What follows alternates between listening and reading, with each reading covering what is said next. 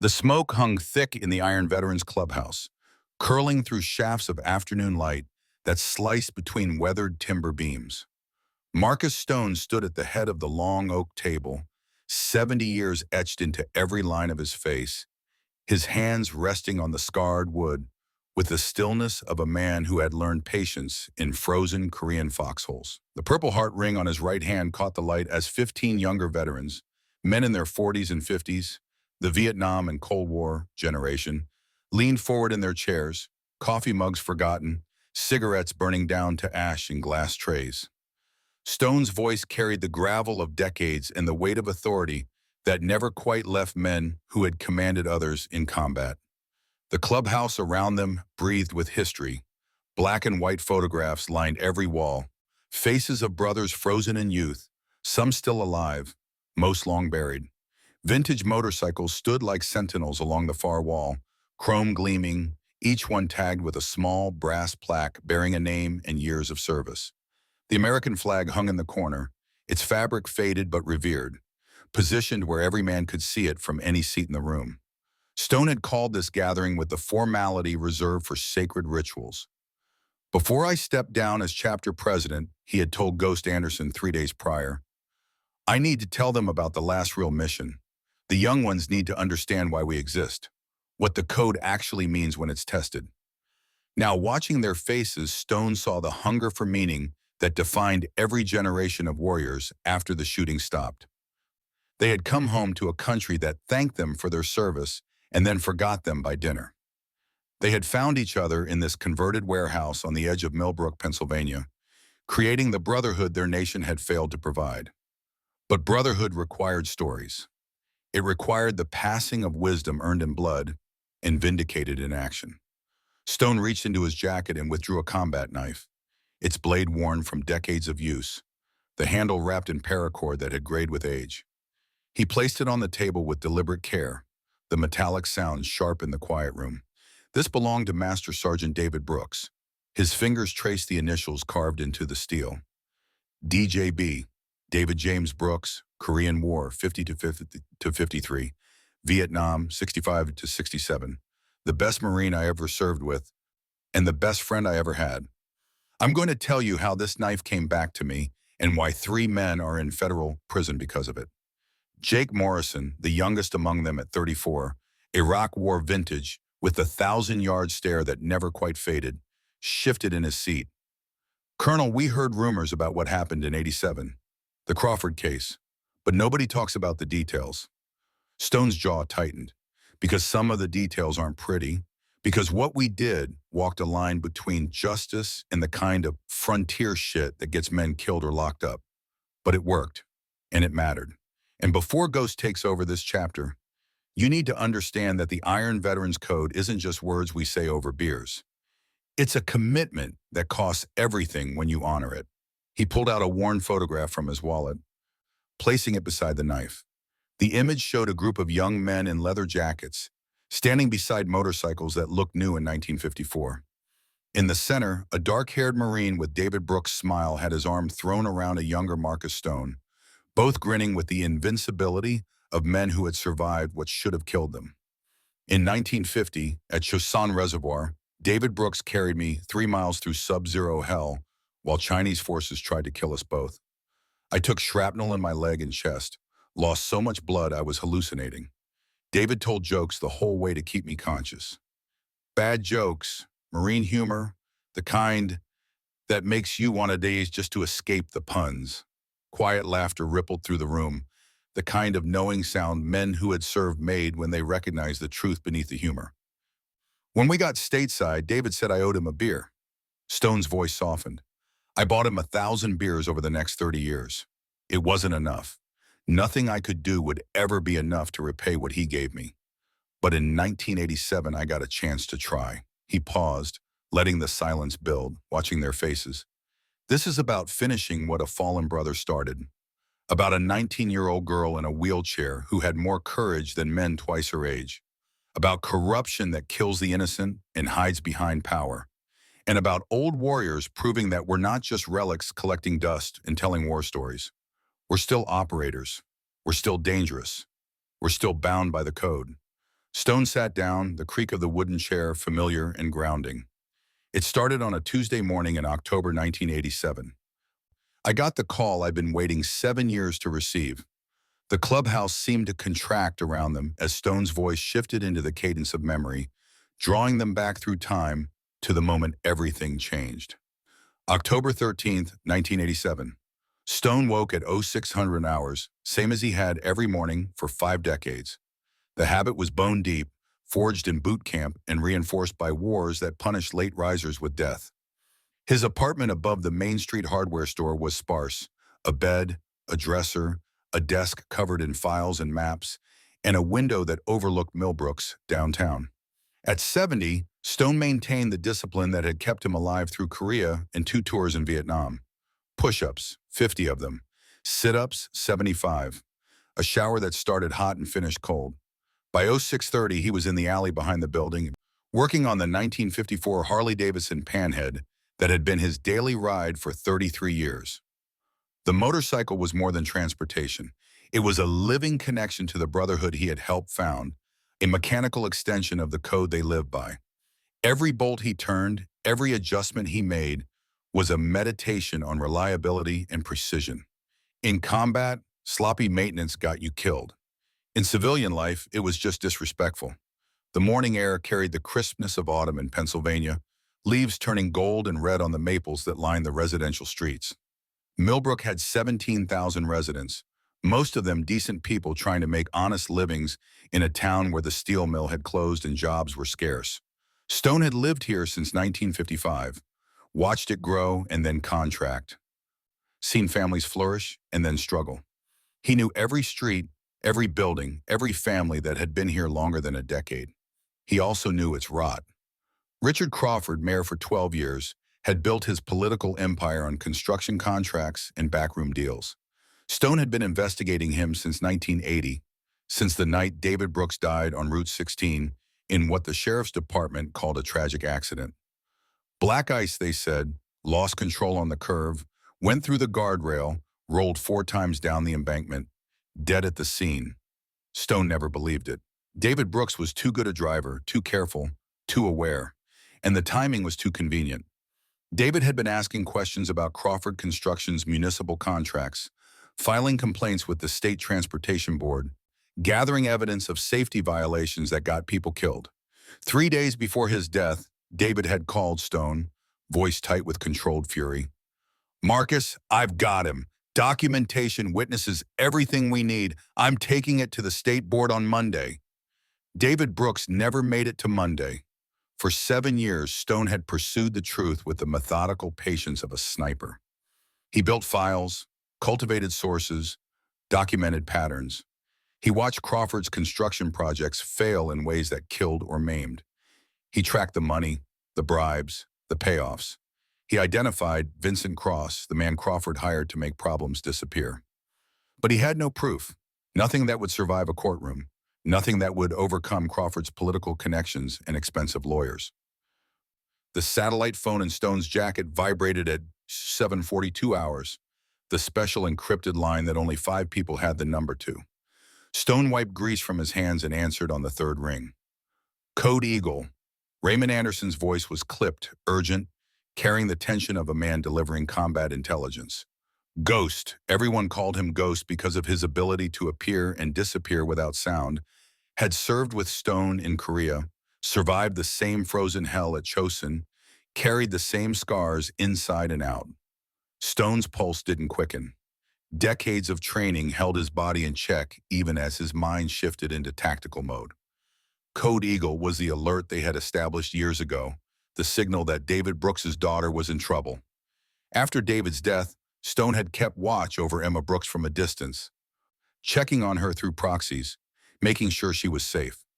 When her accident happened 2 years ago, Stone had investigated that too, discovering the same pattern of negligence and calculated risk that marked all of Crawford's work. Report. Ghost's voice was steady but tight.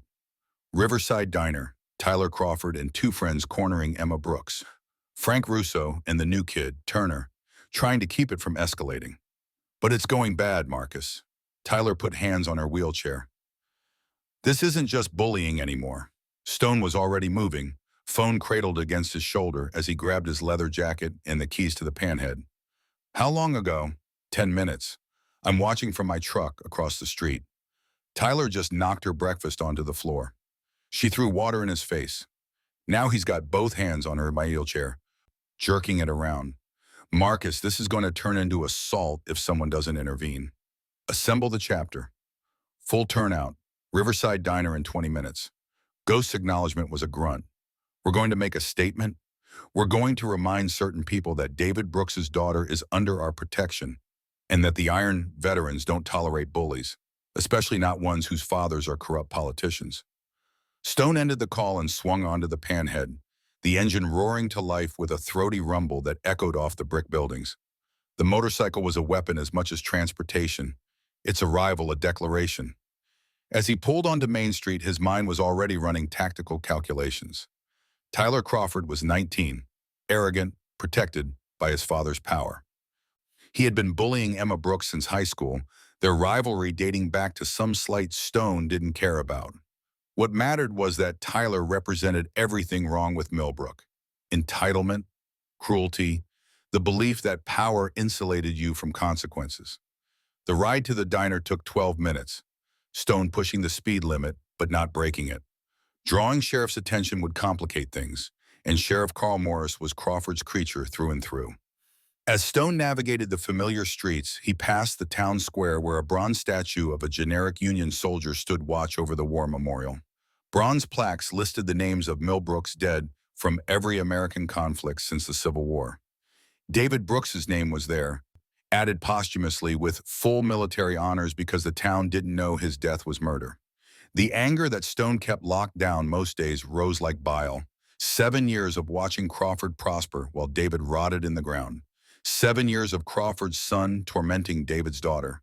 7 years of corruption flourishing because good men did nothing. Today that ended. The parking lot of Riverside Diner held 8 vehicles when Stone arrived at 0812 hours. Through the large front windows, he could see the situation unfolding like a scene from a play he had watched too many times, the powerful preying on the vulnerable, bystanders frozen by fear or indifference, the machinery of injustice grinding forward unchecked. Emma Brooks sat in her wheelchair near the corner booth, her face defiant, but her body language betraying fear. Tyler Crawford loomed over her, one hand still gripping the wheelchair's handle. 2 young men flanked Tyler, both athletic, both wearing the colors of Millbrook High's football team. Frank Russo, the diner's owner, stood near the kitchen door with a carving knife visible in his hand. The knife wasn't brandished as a weapon, but the message was clear. The old Marine was prepared to defend his customers if necessary. Connor Hayes, the new waiter who Stone knew was actually former Army Ranger Jake Turner, working undercover, positioned himself between Tyler and Emma, his posture deceptively casual, but his weight balanced on the balls of his feet. Ghost's pickup truck sat across the street, the old man visible behind the wheel, phone pressed to his ear, coordinating the response Stone had ordered.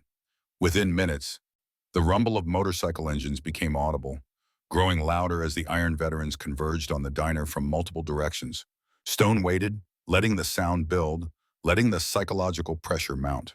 The first bike to arrive was Thomas Reynolds' 1966 Harley Electra Glide, the former Air Force major pulling into the parking lot with military precision.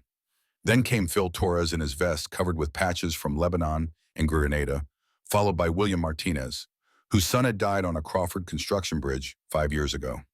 One by one they came, 12 veterans ranging in age from 62 to 76, each one a chapter in America's history of foreign wars, each one bound to the others by codes stronger than law.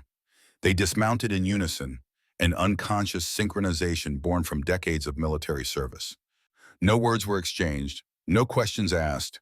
Ghost had transmitted the situation and they had responded, leaving jobs and errands and morning coffee to answer the call. Because that was the code.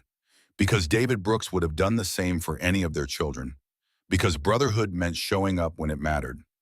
Stone waited until all 12 were assembled in formation behind him, leather jackets gleaming in the October sun, the Iron veterans patch visible on every back, an eagle clutching a motorcycle chain, wings spread against an American flag. Then he dismounted and walked toward the diner entrance, his brothers falling into step behind him, with the practiced precision of men who had once marched into battle together. The bell above the door chimed with absurd cheerfulness as Stone entered. Every head in the diner turned. The elderly couple in the booth near the window, the businessman reading his newspaper at the counter, the young mother trying to quiet her toddler, and Tyler Crawford, his hands still gripping Emma's wheelchair, his face flushed with anger and embarrassment from the water Emma had thrown. Stone didn't hurry. He walked with the measured pace of a man who had all the time in the world and the absolute certainty that he controlled the situation. His boots struck the checkered linoleum with steady rhythm. Behind him, 12 pairs of boots created a drumbeat of arrival. The diner's ambient noise, clinking silverware, quiet conversation, the sizzle of the griddle died away as the veterans filed in, positioning themselves with tactical awareness around the exits and sightlines. Tyler's eyes widened as recognition dawned. He knew who Marcus Stone was. Every kid in Millbrook knew about Colonel Stone, the decorated war hero who ran the motorcycle club, the man whose reputation for principled violence preceded him like a shadow. Tyler's grip on Emma's wheelchair loosened. Stone stopped 5 feet from Tyler, close enough to dominate, far enough to avoid proximate threat. He said nothing for a long moment, just looked at the boy with the flat, assessing gaze he had once used on enemy combatants. Tyler was soft despite his athletic build, privileged despite his working-class affectations. His expensive sneakers were pristine. His designer jacket probably cost more than most Millbrook families spent on groceries in a month. Everything about him screamed entitlement. "Son, you're in a position you don't want to be in." Stone's voice was conversational, almost friendly, which made it more dangerous.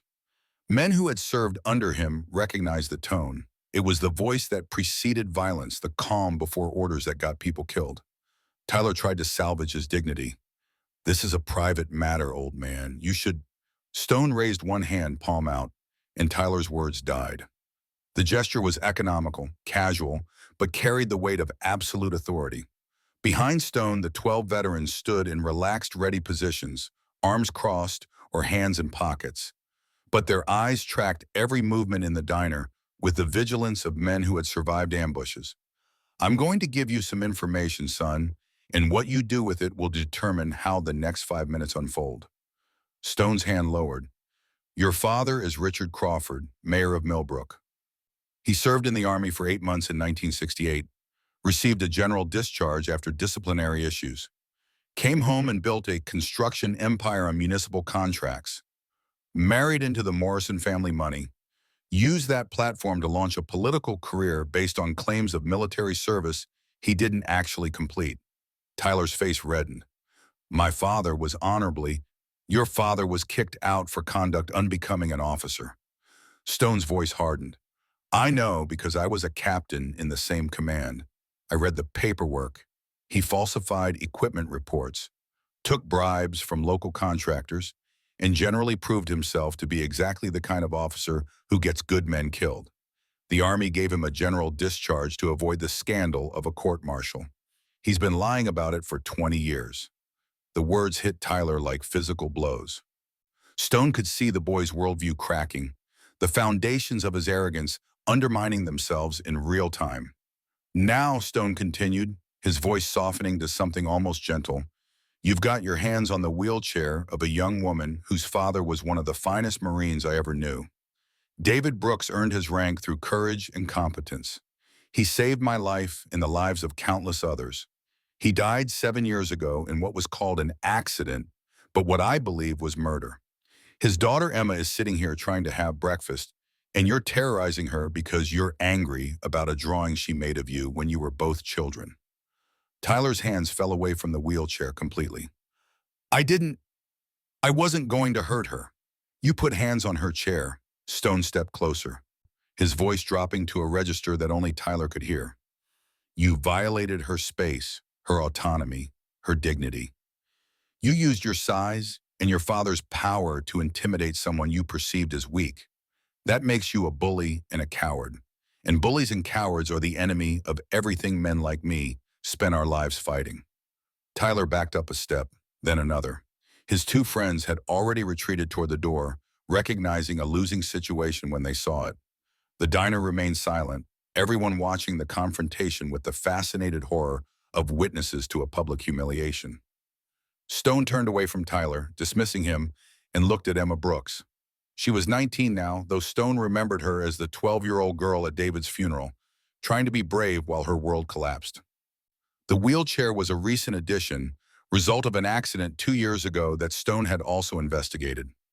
Route 16 again, the same stretch of road where her father died. The same guardrails that failed due to substandard installation by Crawford Construction. Miss Brooks, Stone's voice gentled further. Your father was my brother in every way that matters. I apologize that you had to experience this harassment. Emma's eyes were David's eyes, green, intelligent, burning with controlled fire. She studied Stone with the same assessing gaze her father had used, and Stone felt a ghost of recognition in his chest.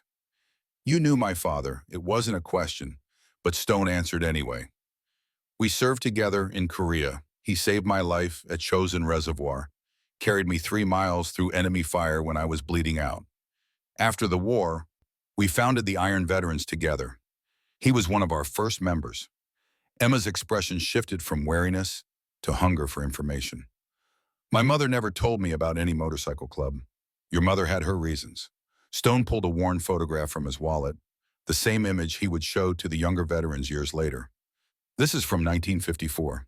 Your father and I, plus 10 other Korea veterans who couldn't quite adjust to civilian life.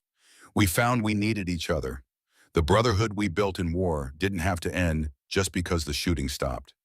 Emma took the photograph, her fingers trembling slightly. Her father looked so young in the image, barely more than a boy despite the combat experience, etched into his posture. She traced his face with one finger, and Stone saw the grief and loss that she carried like a weight. Behind them, Tyler Crawford slipped out the door with his friends, the bell chiming their retreat. The other diners slowly returned to their meals. The crisis passed, normal life resuming with the resilience that characterized small-town America. Frank Russo approached from the kitchen, the carving knife now gone, a fresh plate of pancakes in his hands. On the house, Frank set the plate in front of Emma. Any daughter of Jim Brooks eats free in my diner. Connor Hayes, who Stone knew was actually Jake Turner, former Army Ranger and one of David's trainees at Fort Benning, poured coffee for the assembled veterans. His cover was solid. Frank had hired him a month ago at Stone's request, positioning an operator inside the diner where Emma frequently ate. Jake had David Brooks' instinct for protection and the training to back it up. Stone pulled out the chair across from Emma, sitting without invitation. The other veterans dispersed through the diner, taking up positions that gave them clear sightlines to the entrance and surrounding area. They ordered coffee and pie, playing the role of customers, but every one of them remained tactically aware. There's a conversation we need to have, Stone said quietly, about your father's death, about your accident, about patterns that I've been tracking for 7 years. Emma set down the photograph carefully. What kind of patterns? The kind that get people killed when they threaten powerful interests. Stone's hands rested flat on the table, his purple heart ring catching the light. Your father was investigating Richard Crawford's construction company before he died. He had evidence of fraud, bribery, safety violations. 3 days before his fatal accident, he told me he was taking that evidence to the State Transportation Board. Emma's face went pale. You think the mayor killed my father? I know he did. I can't prove it yet. But I know. The words hung in the air between them, heavy with implication and consequence. Emma's breakfast sat untouched, steam rising from the pancakes, syrup pooling on the plate. Around them, the diner continued its morning rhythm, oblivious to the weight of what was being discussed. Your accident 2 years ago. Stone leaned forward. Route 16, the same road where your father died. The guardrail failed when your car went off the road. You were driving at the speed limit, conditions were dry, you hadn't been drinking.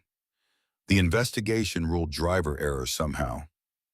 Because I'm in a wheelchair, Emma's voice carried bitterness. They assumed I was distracted or incompetent. The guardrail that failed was installed by Crawford Construction. Stone pulled a manila folder from inside his jacket, spreading documents on the table. I've had engineers review the specifications versus the actual installation. The posts were placed 10 feet apart instead of the required 6 feet.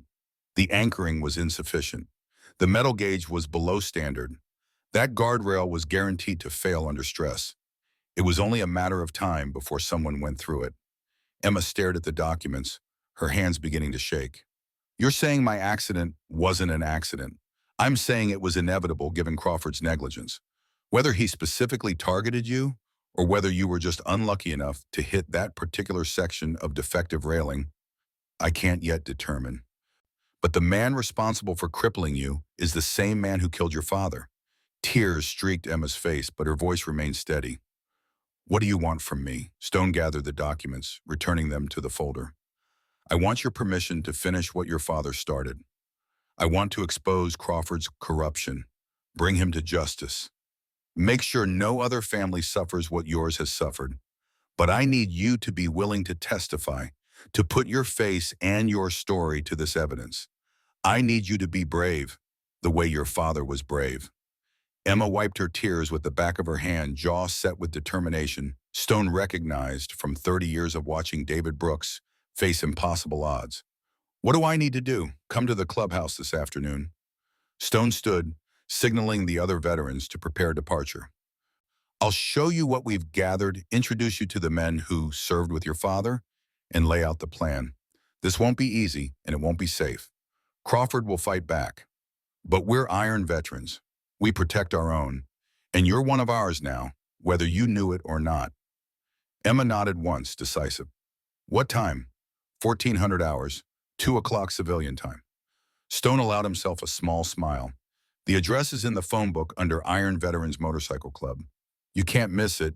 We're the warehouse with 30 bikes parked outside. As the veterans filed out of the diner, Stone paused at the door and looked back.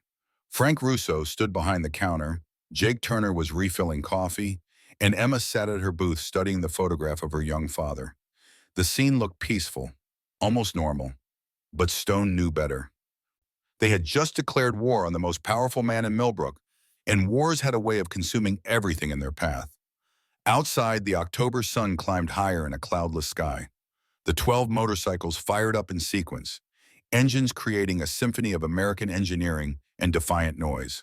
Stone threw his leg over the panhead, feeling the machine's vibration through his body, the familiar sensation grounding him in the present moment. Ghost pulled his bike alongside Stone's. You think she'll show? She'll show. Stone's hands gripped the throttle.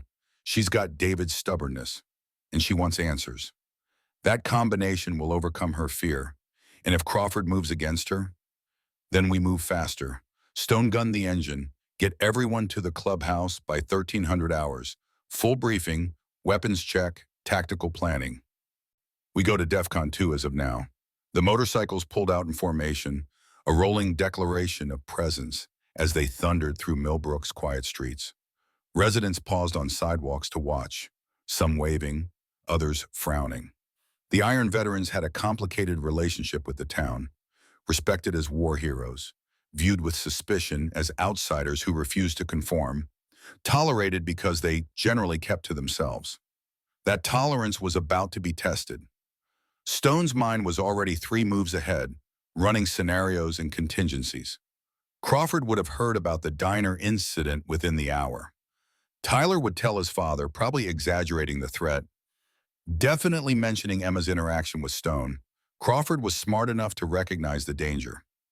If Emma allied with the Iron veterans, his past sins would come under scrutiny he had spent years avoiding. The question was how Crawford would respond. Would he try intimidation, legal harassment, physical violence through proxies? Each option had tactical implications that Stone needed to prepare for. The clubhouse came into view, the converted warehouse standing solid and unremarkable among the light industrial buildings on the town's eastern edge. The Iron veterans had purchased it in 1956, converting the interior into meeting space, workshop, and shrine to fallen brothers. 30 motorcycles in various states of repair filled the garage bay. The walls displayed decades of military memorabilia, unit patches, medals, photographs, captured enemy weapons mounted as trophies. The American flag hung prominently, flanked by the flags of the Marine Corps, Army, Navy, and Air Force. Stone dismounted and killed the engine, sudden silence rushing in to fill the space. The other veterans gathered around him in the parking lot, faces expectant. Status report. Stone's command voice emerged without conscious thought, the tone that had once directed artillery strikes and troop movements. Reynolds, what's our current strength? Thomas Reynolds, former Air Force major and the chapter's executive officer, consulted a small notebook. 42 active members, average age 68. 26 are combat veterans with Korea or Vietnam experience. 16 served in peacetime or saw limited action in Lebanon, Grenada, or elsewhere. All are in reasonable health for our age. We've got 14 former officers, 28 enlisted, split evenly between Marines, Army, and Air Force. Weapons? Personal sidearms for most members, hunting rifles for about 30, shotguns common. Reynolds snapped the notebook shut. Nothing illegal, nothing we can't justify for home defense or sport, but we're well armed for a civilian organization. Stone nodded. Communications?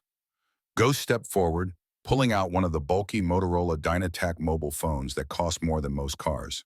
We've got 5 secure lines on the cell network, another 10 members with CB radios, and everyone has access to landlines. I can get a message to every member within 30 minutes if needed. Medical?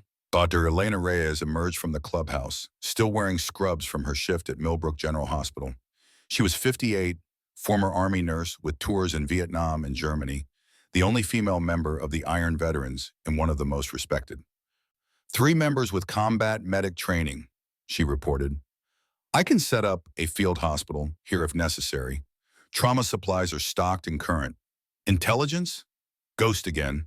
I've got sources in the sheriff's department, county records office, and state police, plus the usual network of veterans in adjacent counties who keep us informed. Right now, Crawford doesn't know we're mobilizing, but that'll change once Tyler talks to him.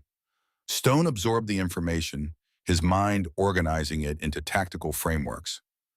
Legal status? All members are legally clean except for minor traffic violations.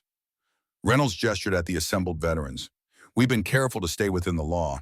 Our tax status is solid as a nonprofit veterans organization. Crawford can't easily target us through legal channels.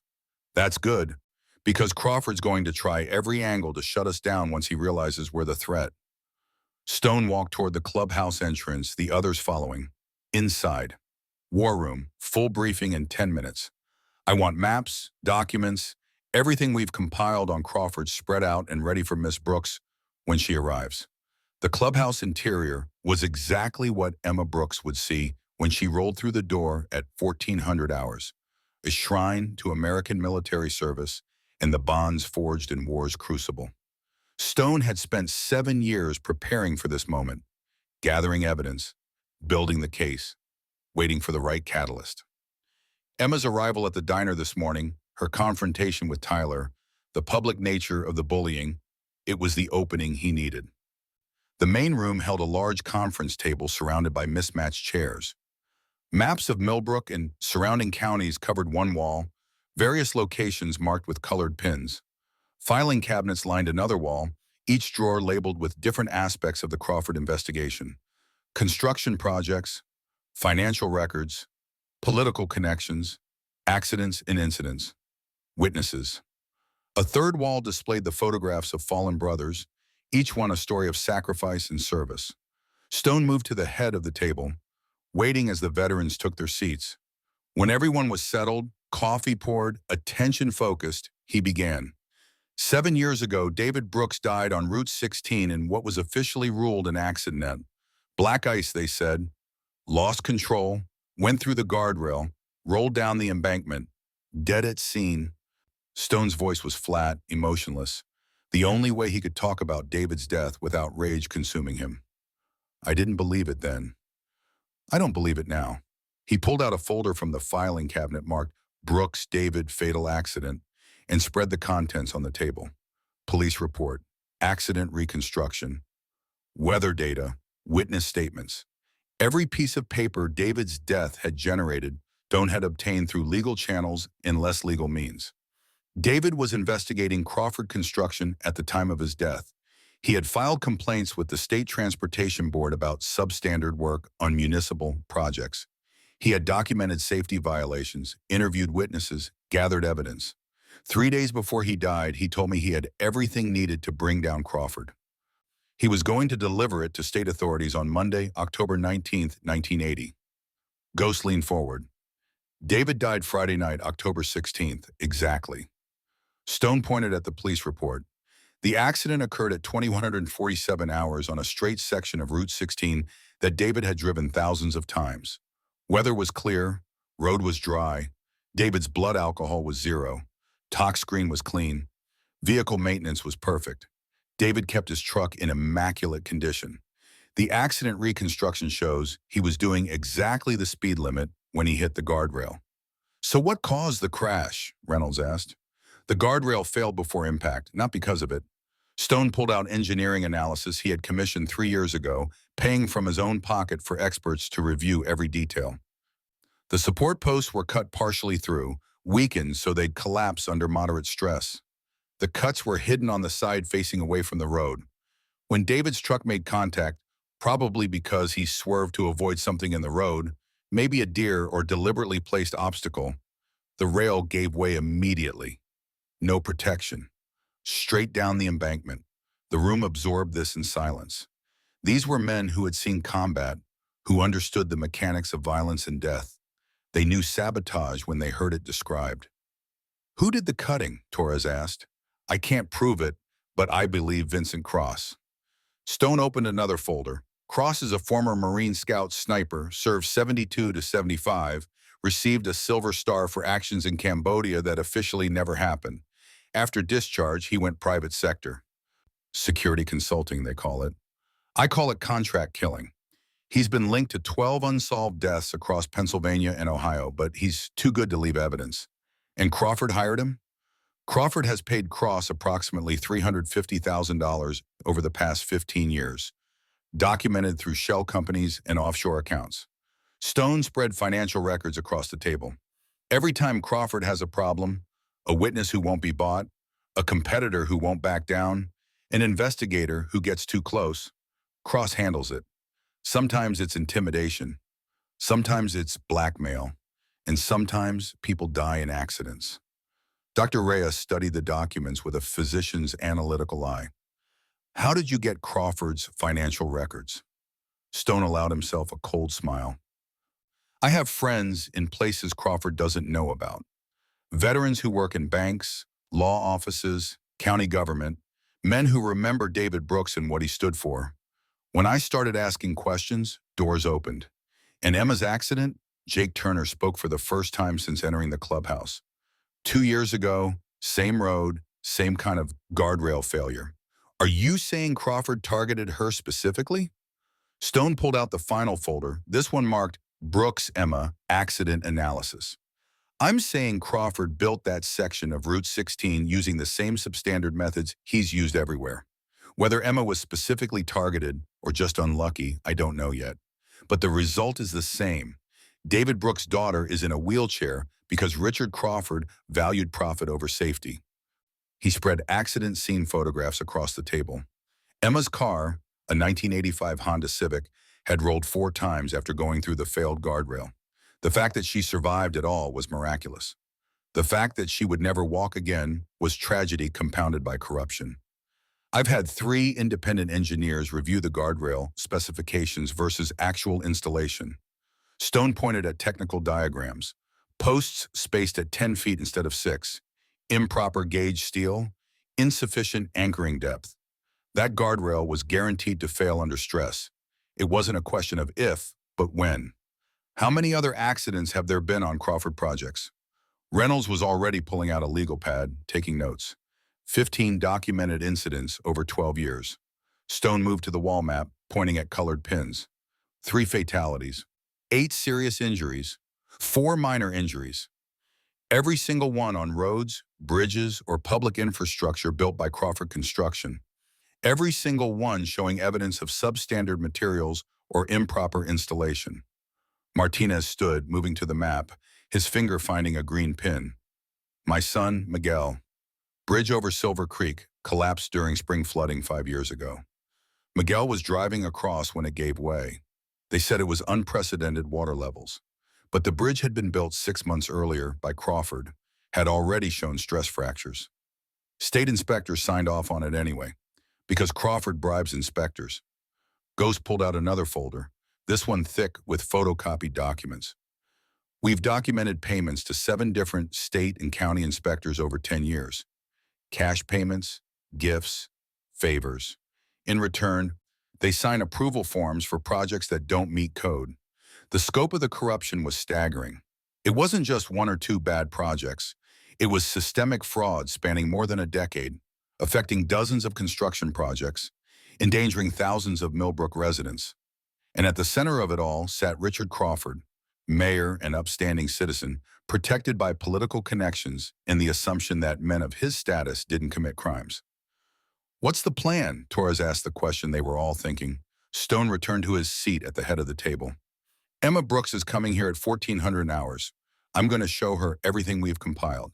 If she agrees to be our public face, to testify about her accident and her father's death, we go to the state police and the federal prosecutor. We bypass local authorities entirely. Sheriff Morris is on Crawford's payroll, as are 3 county commissioners and at least 2 judges. And if Emma refuses?" Reynolds was playing devil's advocate, testing the plan for weaknesses. "Then we continue gathering evidence until we have enough to move without her. But it'll take longer and carry less impact." The power of this case is in the human story. A war hero killed, his daughter crippled, a pattern of negligence that destroyed families. Emma's face and voice make that real, in a way documents never can. Dupree Reyes frowned. "We're putting a 19-year-old girl in the crosshairs of a murderer. We're giving her the chance to finish what her father started." Stone's voice hardened. "David died fighting Crawford. Emma has the right to continue that fight if she chooses. Our job is to protect her while she does it." Ghost checked his watch. "It's 12:45 hours. She'll be here in an hour and 15 minutes. What do we do about Crawford in the meantime?" "Nothing." Stone stood, signaling the briefing's end. "We wait. We let him make the first move after Tyler tells him about the diner. Crawford thinks he's smart, thinks he can control situations. Let him feel like he's responding to us. It'll make him predictable." The veterans dispersed to various tasks, checking equipment, reviewing documents, making calls to activate their network. Stone remained at the table, staring at David Brooks's accident file, the photographs of his brother's destroyed truck, the dry language of official reports that turned murder into paperwork. His satellite phone vibrated, a text message from an unknown number.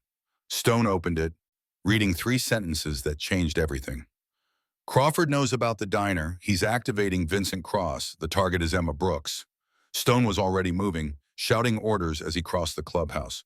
"Ghost, get 3 men to Emma's location right now. Connor's already with her at the diner, but he needs backup. Torres, activate the phone tree, full alert status. Reynolds, I want eyes on Crawford's office and home within 10 minutes.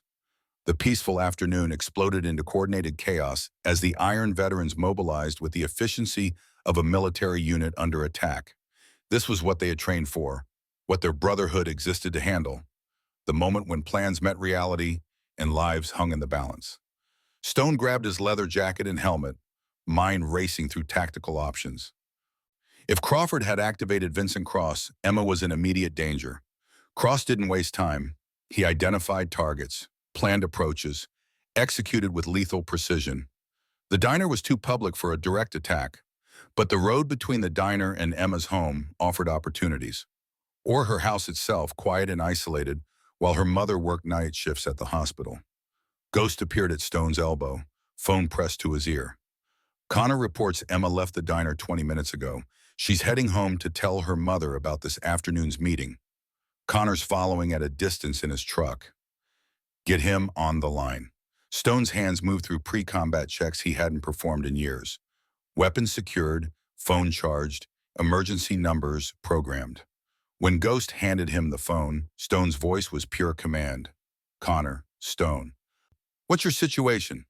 Jake Turner's voice came through, calm but alert with the readiness of a ranger who had operated in hostile territory. "I'm 3 cars behind her van. No tail that I can detect, but I'm not ruling out parallel surveillance. She's taking Route 16 home, ETA to her residence in 12 minutes. Route 16, of course. The road that had killed her father and crippled her. If Vincent Cross was hunting Emma Brooks, he would use the location symbolism. Predators often return to successful hunting grounds. Do not let her out of your sight. Stone was already moving toward his motorcycle. I'm en route with Ghost and Martinez. We'll set up overwatch positions around her house. If Cross makes a move, we take him. And if he doesn't, then we wait. Stone threw his leg over the panhead. But one way or another, this ends today. The engine roared to life, Ghost and Martinez flanking him on their own bikes. Three veterans, average age 69, preparing to face a professional killer in defense of a girl they had sworn to protect. The odds were not good. The stakes could not be higher. The code demanded nothing less. They accelerated into Millbrook's afternoon traffic, three old warriors riding toward a confrontation 7 years in the making, the rumble of their engines a declaration that some battles were worth fighting no matter the cost. The war for Millbrook's soul had begun, and the Iron Veterans would see it through to the end or die trying, because that was the code, because David Brooks deserved justice, because Emma Brooks deserved the chance her father never got, and because sometimes old men needed to prove they were still dangerous. Emma Brooks's house sat at the end of Maple Street in one of Millbrook's older neighborhoods, where working-class families had raised children through decades of relative prosperity before the steel mill closed and jobs evaporated. The two-story colonial needed paint, its white siding gone gray with years, but the lawn was neat and the garden showed Patricia Brooks's attempts to maintain dignity through appearance. A wooden ramp led to the front door, installed 2 years ago after Emma's accident. The bright pressure-treated lumber incongruous against the home's weathered facade.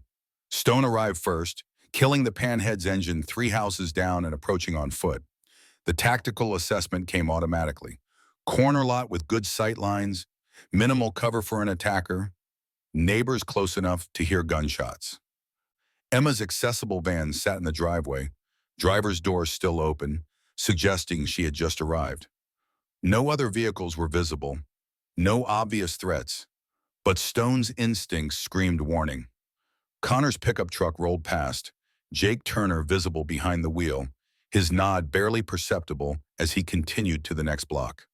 Good operational security, staying mobile, maintaining surveillance without advertising presence. Ghost and Martinez took up positions covering the house's rear and side approaches, their motorcycles parked separately to avoid clustering. Stone's phone vibrated, a text from Torres. Sheriff Morris dispatched to Emma's address. Complaint filed by Crawford about threatening behavior at diner. Morris ETA 8 minutes. The timing was too precise to be coincidence. Crawford was using legal harassment as cover, flooding the zone with official presence to make any protective action by the Iron Veterans look like aggression. Smart tactics from a man who understood how to weaponize institutional power.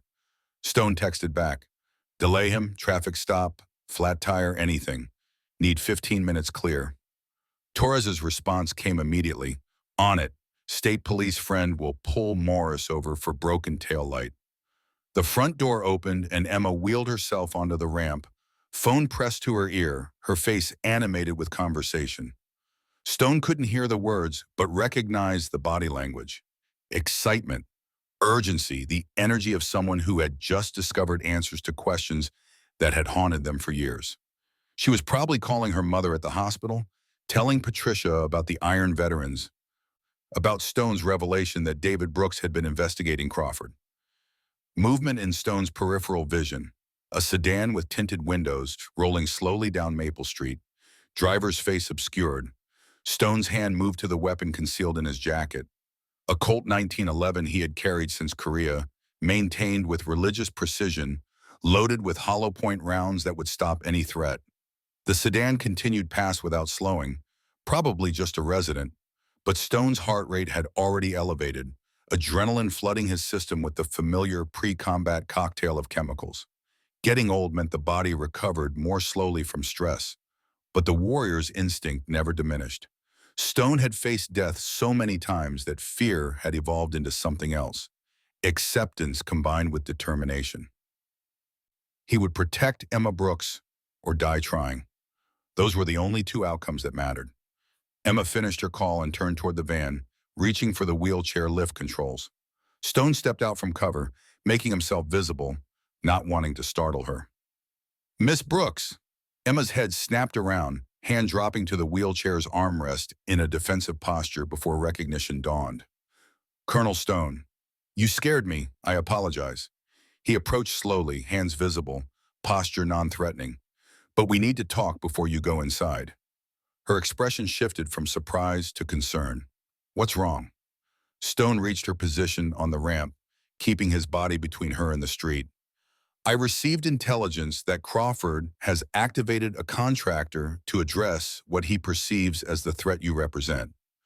The man he typically uses for such work is extremely dangerous.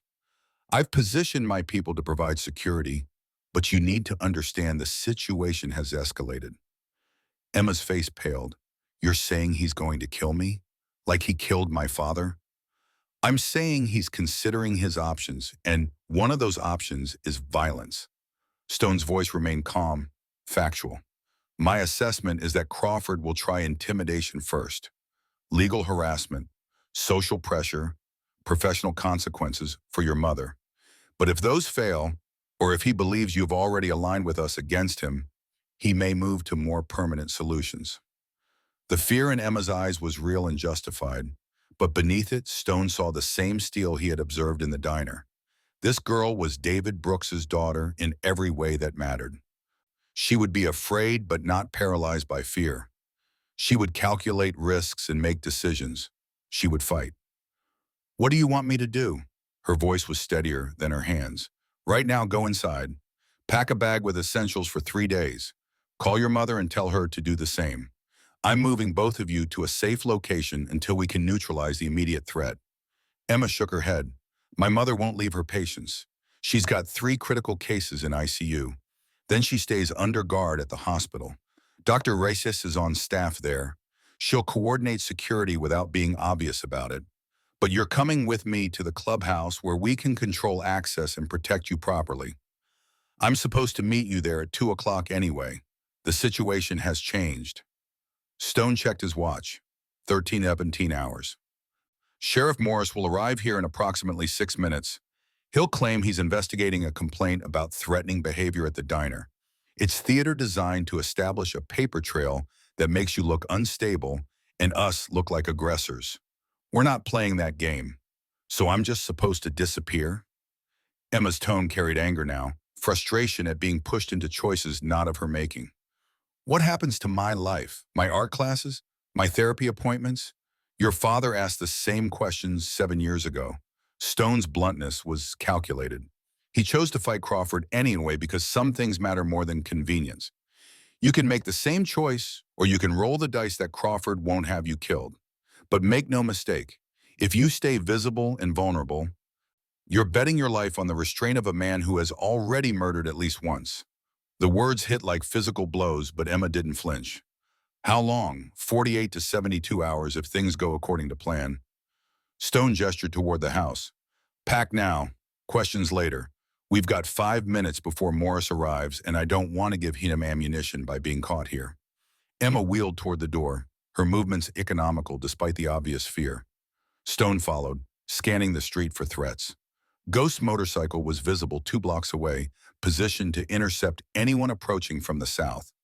Martinez had disappeared behind the house, probably taking a position covering the back entrance. Connor's truck circled the block in a continuous patrol pattern. Inside, the house smelled of old coffee and Patricia Brooks's vanilla candles. Family photographs covered every surface. Emma as a child in various gymnastics poses, David in uniform across different decades, Patricia young and beautiful before grief had carved lines into her face. The living room was clean but worn, furniture dating from the early 70s, carpet threadbare in high-traffic areas. This was a home where money had always been tight, but love had been abundant. Emma navigated the narrow hallways with practiced ease, reaching her bedroom in seconds. Stone remained in the living room, watching the street through curtains, phone in hand ready to alert the team if Morris appeared early.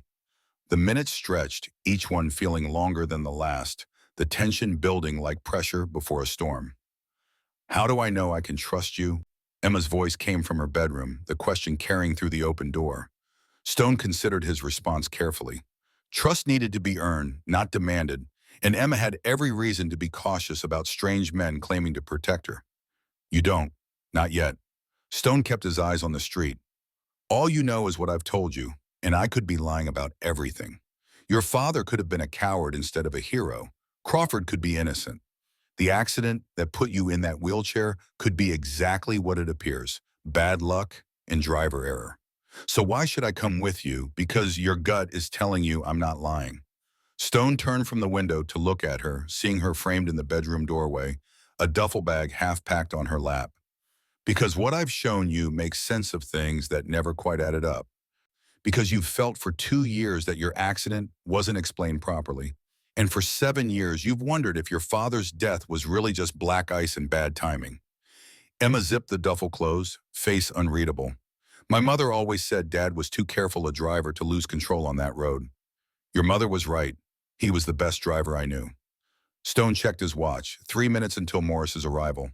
Combat veterans develop almost supernatural awareness of time, and Stone could feel the deadline approaching like physical pressure. Are you ready? Emma hooked the duffel to her wheelchair and rolled toward the door. One condition. When we get to your clubhouse, I want to know everything. No evasions, no protecting me from hard truths. If I'm betting my life on you, I deserve complete information. Agreed. Stone opened the front door, checking the street one final time.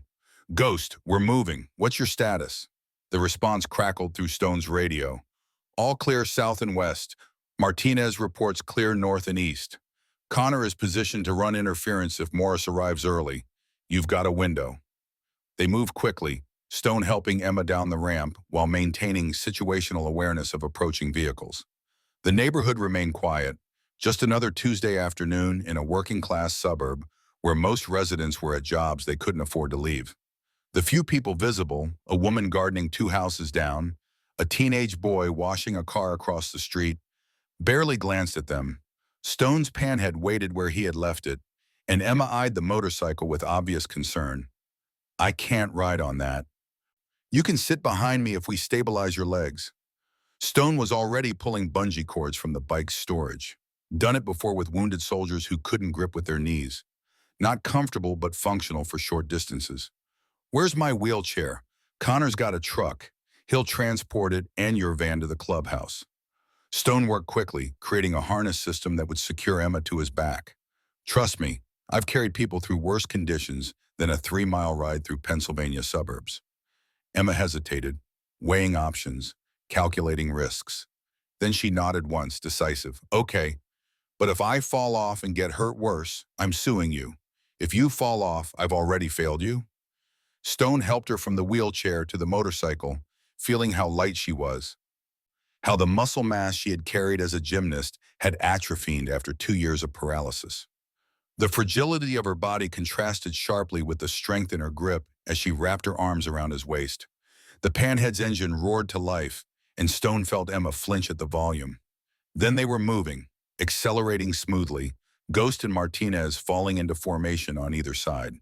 3 motorcycles traveling together drew attention, but not the kind that triggered alarm. Just veterans out for a ride on a nice October afternoon. Stone's radio crackled. Morris just got pulled over on Route 16. Torres reports the stop will last at least 10 minutes. You're clear. The clubhouse was only 3 miles away, but Stone took a circuitous route, doubling back twice to ensure no tail, checking mirrors constantly for surveillance. The Iron Veterans had enemies beyond Crawford. Rival motorcycle clubs, criminals they had crossed, people who held grudges from old conflicts. Paranoia kept you alive when violence was always one bad decision away. Emma's grip tightened as they leaned into a turn, her body rigid with tension. Stone remembered teaching young Marines to ride, how fear made them stiff and rigidity made them fall. Relax into the movement. Trust the machine and the rider. Fighting it makes you less safe. She didn't respond verbally, but he felt her body loosen fractionally, accepting the motorcycle's rhythm. Good girl. David's daughter was a fast learner. The clubhouse appeared ahead, the warehouse's bulk familiar and welcoming. 20 motorcycles were now parked in formation outside, more members having arrived during Stone's absence. The chapter was mobilizing in full, every veteran who could ride responding to the unspoken call. This was what Brotherhood meant. showing up without being asked, standing ready without questioning why. Stone pulled into the lot and killed the engine. Connor's truck was already there, Emma's wheelchair visible in the bed. Ghost and Martinez dismounted, taking up security positions, while Stone helped Emma transfer from the motorcycle to her chair. She moved with practiced efficiency despite obvious fatigue, accepting assistance without surrendering autonomy. The clubhouse door opened, and Dr. Elena Reyes emerged, her presence immediately calming. Emma, I'm Dr. Reyes. I work with your mother at the hospital. She knows you're here and safe. I spoke with her 5 minutes ago. Is she okay? Emma's first thought was for her mother, David Brooks' concern for others manifesting in his daughter. She's worried, but she trusts Colonel Stone. Elena's smile was genuine, warm. Your father saved my life in Vietnam.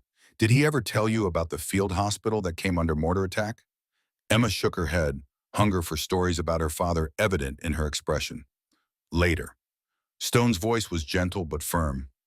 Right now we need to get inside, complete the briefing, and establish security protocols. Personal stories can wait until the immediate threat is neutralized. The clubhouse's interior hit Emma like a physical force. The photographs of fallen brothers, the military memorabilia, the flags representing decades of American combat. She stopped just inside the door, taking it all in, her artist's eye cataloging details. Stone watched her process the space, seeing her understand what this place meant to the men who gathered here. This is where my father came. Her voice was soft with wonder. This is where he was himself, not just my dad or my mom's husband. This is where he was a Marine. This is where he was a brother. Stone gestured toward the conference table where 20 veterans now stood in silent respect. These men served with him, fought beside him, mourned him when he died. And now they're ready to fight for his daughter. Emma wheeled slowly down the center aisle between the assembled veterans, each one nodding as she passed, their weathered faces showing respect and determination. These were not young men. Their average age exceeded 65. Many carried visible scars from old wounds.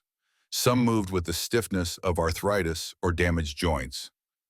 But every single one stood at attention, spine straight, shoulders back, military bearing maintained despite decades of civilian life.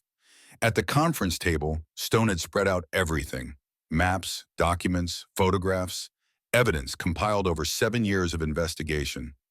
Emma approached the display with the wariness of someone expecting ambush, but finding truth instead. This is what your father was working on when he died. Stone pointed at a folder marked Crawford Construction, Safety Violations, 1975 to 1980. 15 projects showing patterns of negligence, bribes paid to inspectors, political pressure applied to silence complaints. Your father documented all of it. He was 3 days from delivering this to state authorities when his truck went off Route 16. Emma opened the folder, hands trembling as she saw her father's handwriting on notes and documents. This is his writing, his analysis, his investigation. He was meticulous. Stone pulled out more files. He interviewed witnesses, photographed defective work, gathered expert testimony from engineers willing to risk Crawford's anger. Everything needed for a criminal prosecution was in these files.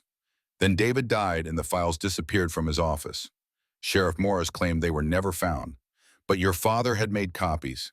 He gave them to me 2 days before the accident, told me if anything happened to him, I should finish what he started. You've had this for 7 years? Emma's voice carried accusation.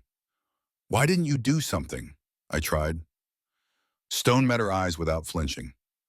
I took the files to 3 different law enforcement agencies. County sheriff dismissed it as conspiracy theory. State police said insufficient evidence for murder charge.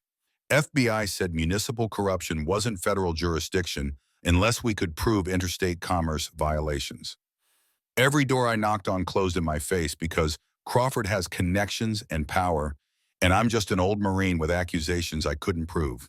But you kept investigating. I never stopped. Stone's hand rested on the table, fingers splayed across documents representing years of work. I added to David's files. I found new witnesses, documented new accidents, traced financial connections Crawford thought he'd hidden. I built a case that should bring him down. But I was missing the one thing that would make authorities pay attention: a victim willing to testify publicly. to put a face and voice to the dry documentation. And you think I'm that victim? I know you are. Stone pulled out the file on Emma's accident. Your crash wasn't random. Route 16 had been identified by state engineers as potentially dangerous due to substandard guardrail installation. There were recommendations for immediate remediation. Crawford was supposed to fix the defects as part of his original contract. He didn't. He took the money allocated for repairs and used it on other projects. 6 months later, you went through that guardrail exactly where it was weakest. Emma stared at photographs of her wrecked car, the failed guardrail, the accident scene that had transformed her life. I remember everything about that night. Every detail is burned into my memory. I wasn't speeding. I wasn't distracted. I was just driving home from gymnastics practice, the same route I'd taken hundreds of times. The car started sliding and I corrected, but then the wheel jerked hard left like I'd hit something. I went through the guardrail before I could react. You hit a nail strip, Ghost stepped forward, placing an evidence bag on the table. We found fragments embedded in your tire treads. Military-grade caltrops designed to puncture tires and cause loss of control. Someone placed them in your lane at precisely the point where the guardrail was weakest.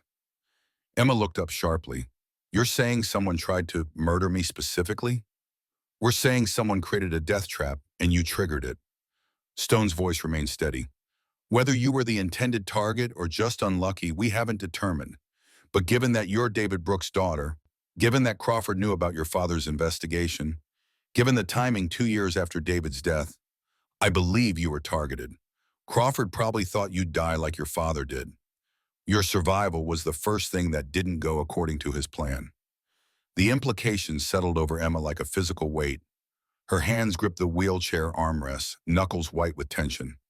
Martinez approached quietly, offering a glass of water that Emma accepted with a nod of thanks.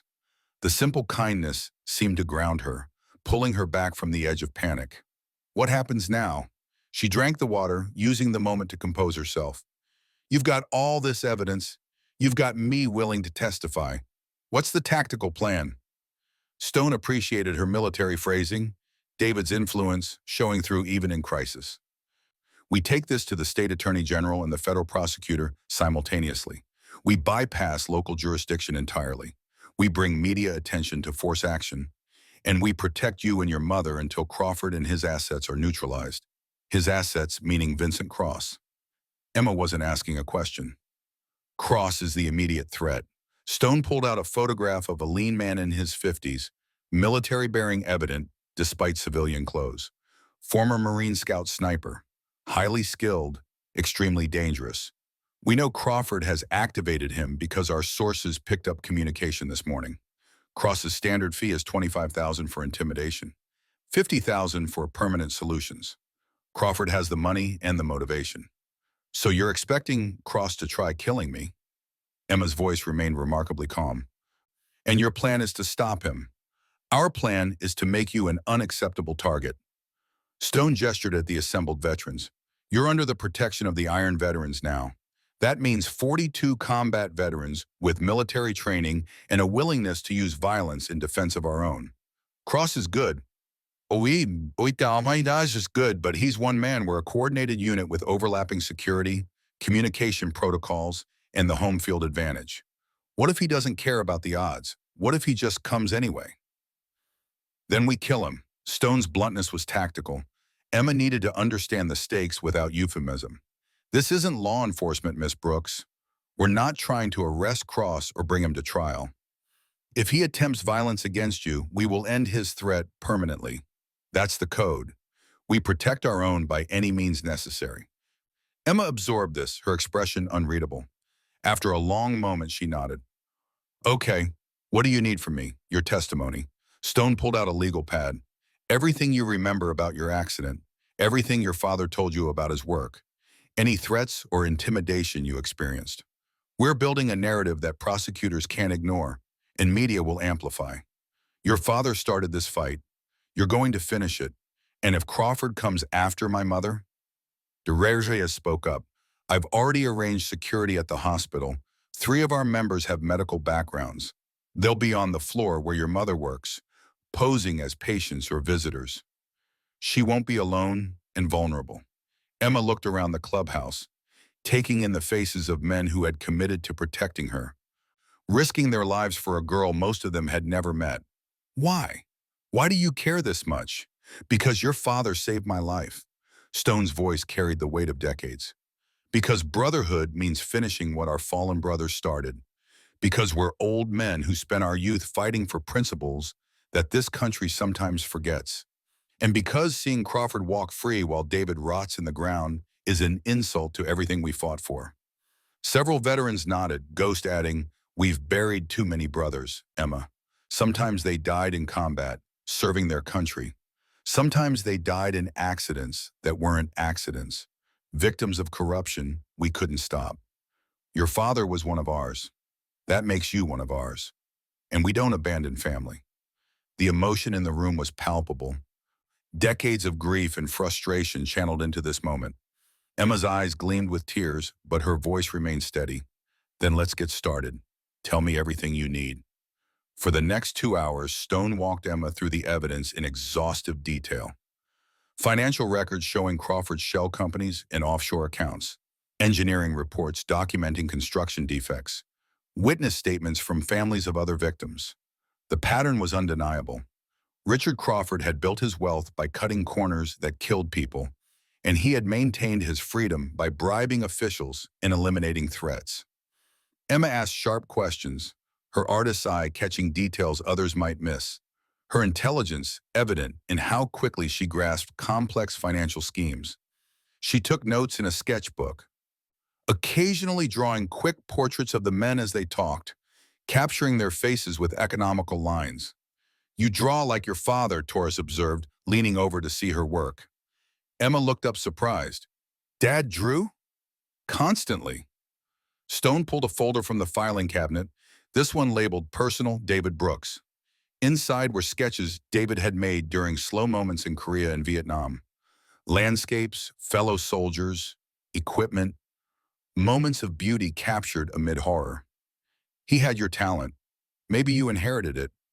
Emma studied her father's drawings with wonder, seeing a side of him she had never known. "These are beautiful. Why didn't he ever show me? Maybe he wanted you to find your own voice as an artist." Stone returned the folder to the cabinet. "He was always talking about you, showing us your school projects, bragging about your gymnastics medals. He saw you as your own person, not just a reflection of him." The afternoon stretched toward evening, light slanting through the clubhouse windows and golden bars. Veterans rotated through security positions, maintaining vigilance, while Emma's testimony was recorded on video camera. Stone had brought in a lawyer friend, Marcus Webb, another Vietnam veteran who specialized in criminal defense, to ensure everything was documented properly. By 1800 hours, they had 5 hours of testimony on tape, 300 pages of supporting documents organized into binders, and a strategy for approaching state and federal authorities.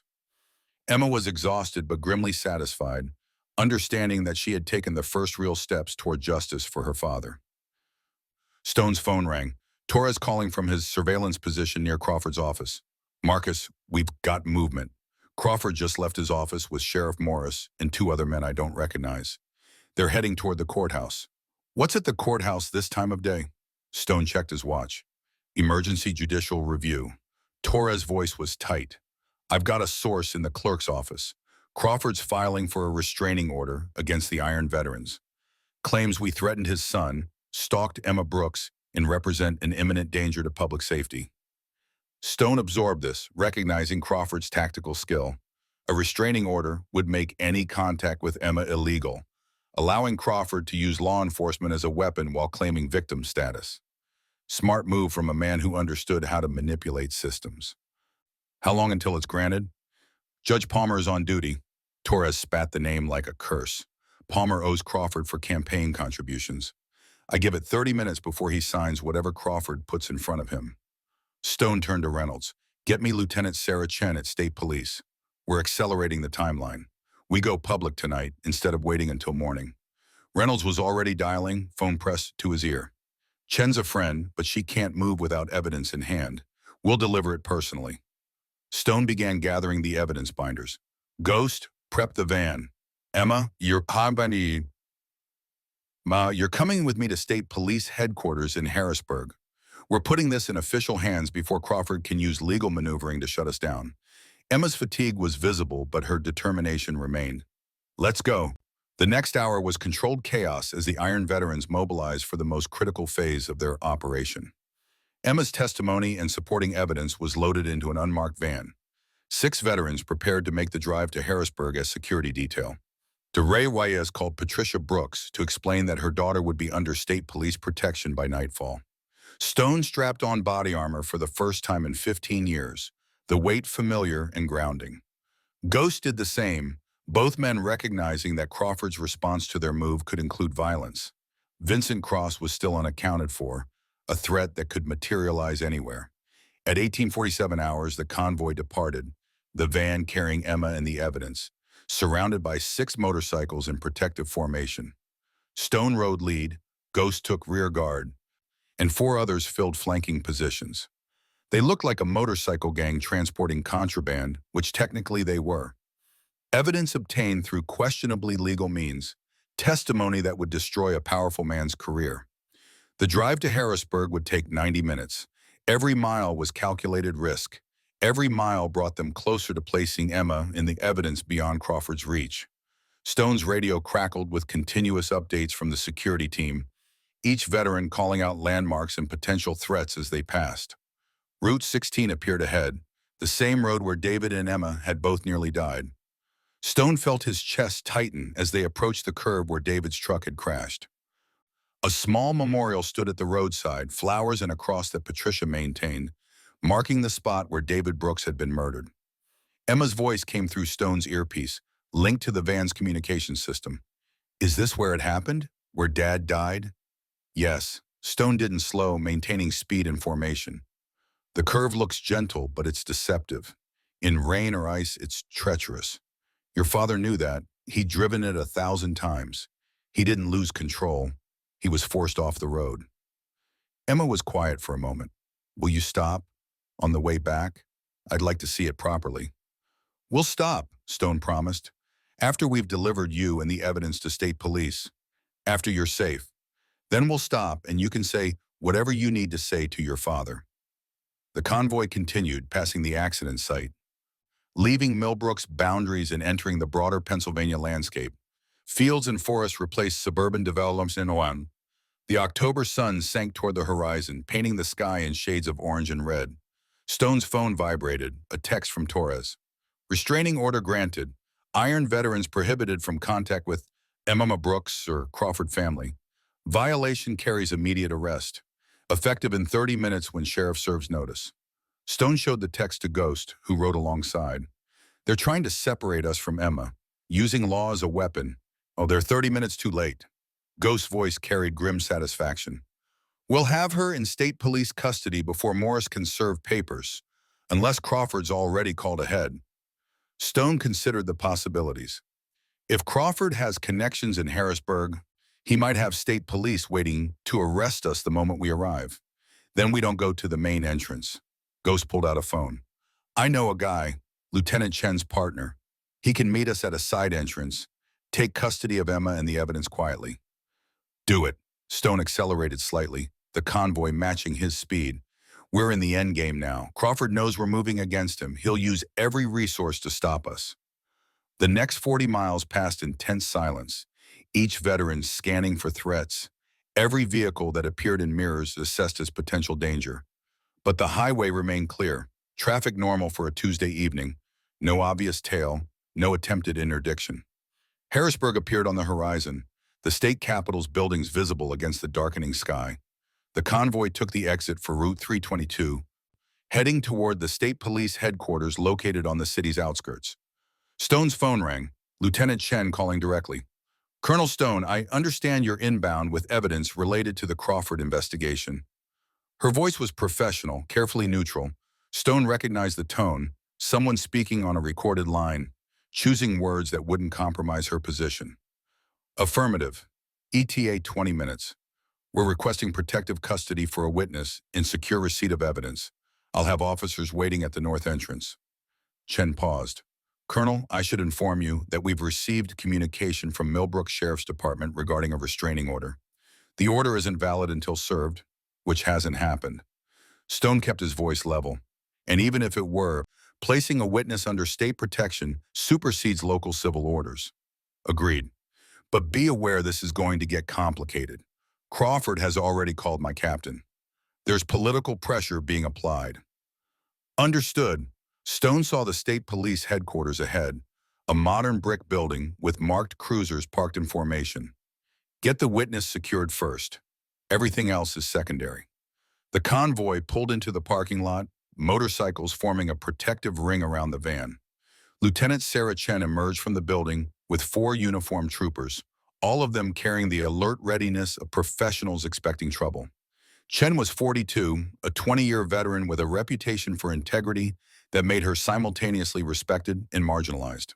She had worked with Stone on 2 previous cases, both times pushing the boundaries of jurisdictional authority to pursue justice when local agencies were compromised. Colonel, Chen's handshake was firm. This better be as solid as you claimed. It is. Stone opened the van's rear door, helping Emma out and into her wheelchair. Lieutenant Chen, this is Emma Brooks. Her father was Master Sergeant David Brooks, USMC. He was murdered 7 years ago while investigating Richard Crawford.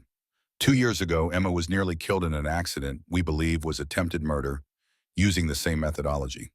Chen's expression shifted as she processed the information. This is the Crawford case? The mayor, former mayor if we do this right. Stone handed her the first evidence binder. Everything we've compiled, financial records, engineering reports, witness statements, Emma's testimony on video, plus documentation of 14 other accidents on Crawford projects showing patterns of negligence and fraud. Chen opened the binder, scanning documents with a practiced eye. How did you obtain financial records? Sources with access who were willing to provide them. Stone met her gaze without flinching. Chain of custody may be questionable on some documents, but the information is verifiable through proper investigative channels. In other words, you committed crimes to get this. Chen closed the binder, but her tone carried understanding rather than condemnation. I conducted an investigation local authorities refused to pursue. Stone gestured at Emma. This girl's father was my brother. He died fighting corruption. I finished what he started. If that makes me a criminal, so be it. Chen looked at Emma, who met her eyes with David Brooks's unwavering gaze. Miss Brooks, do you corroborate Colonel Stone's account? Emma's voice was steady. My father was investigating Mayor Crawford when he died. I was nearly killed on a road Crawford built using defective materials. Colonel Stone has shown me evidence supporting both claims. I'm requesting state protection and asking that you investigate Richard Crawford for murder, attempted murder, fraud, and corruption. Chen's radio crackled, her supervisor calling. She stepped away to answer, speaking in low tones Stone couldn't quite hear. When she returned, her expression was carefully neutral. My captain wants me to take statements and evidence, then release Miss Brooks to her mother's custody pending investigation. He's concerned about jurisdiction and proper procedure. That's not acceptable. Stone's voice hardened. Crawford has already activated a contract killer named Vincent Cross. Emma's safety can't be guaranteed in Millbrook. Do you have evidence of this threat? Chen was in cop mode now, requiring documentation for everything. I have intelligence from sources I can't reveal without compromising them. Stone pulled out his phone, showing texts from Torres and others. But the pattern is consistent with Crawford's past behavior when threatened. Chen read the texts, her frown deepening. This isn't enough for protective custody. I need concrete threat, not vague warnings about someone you claim is a killer. Then hold Emma as a material witness. Ghost stepped forward.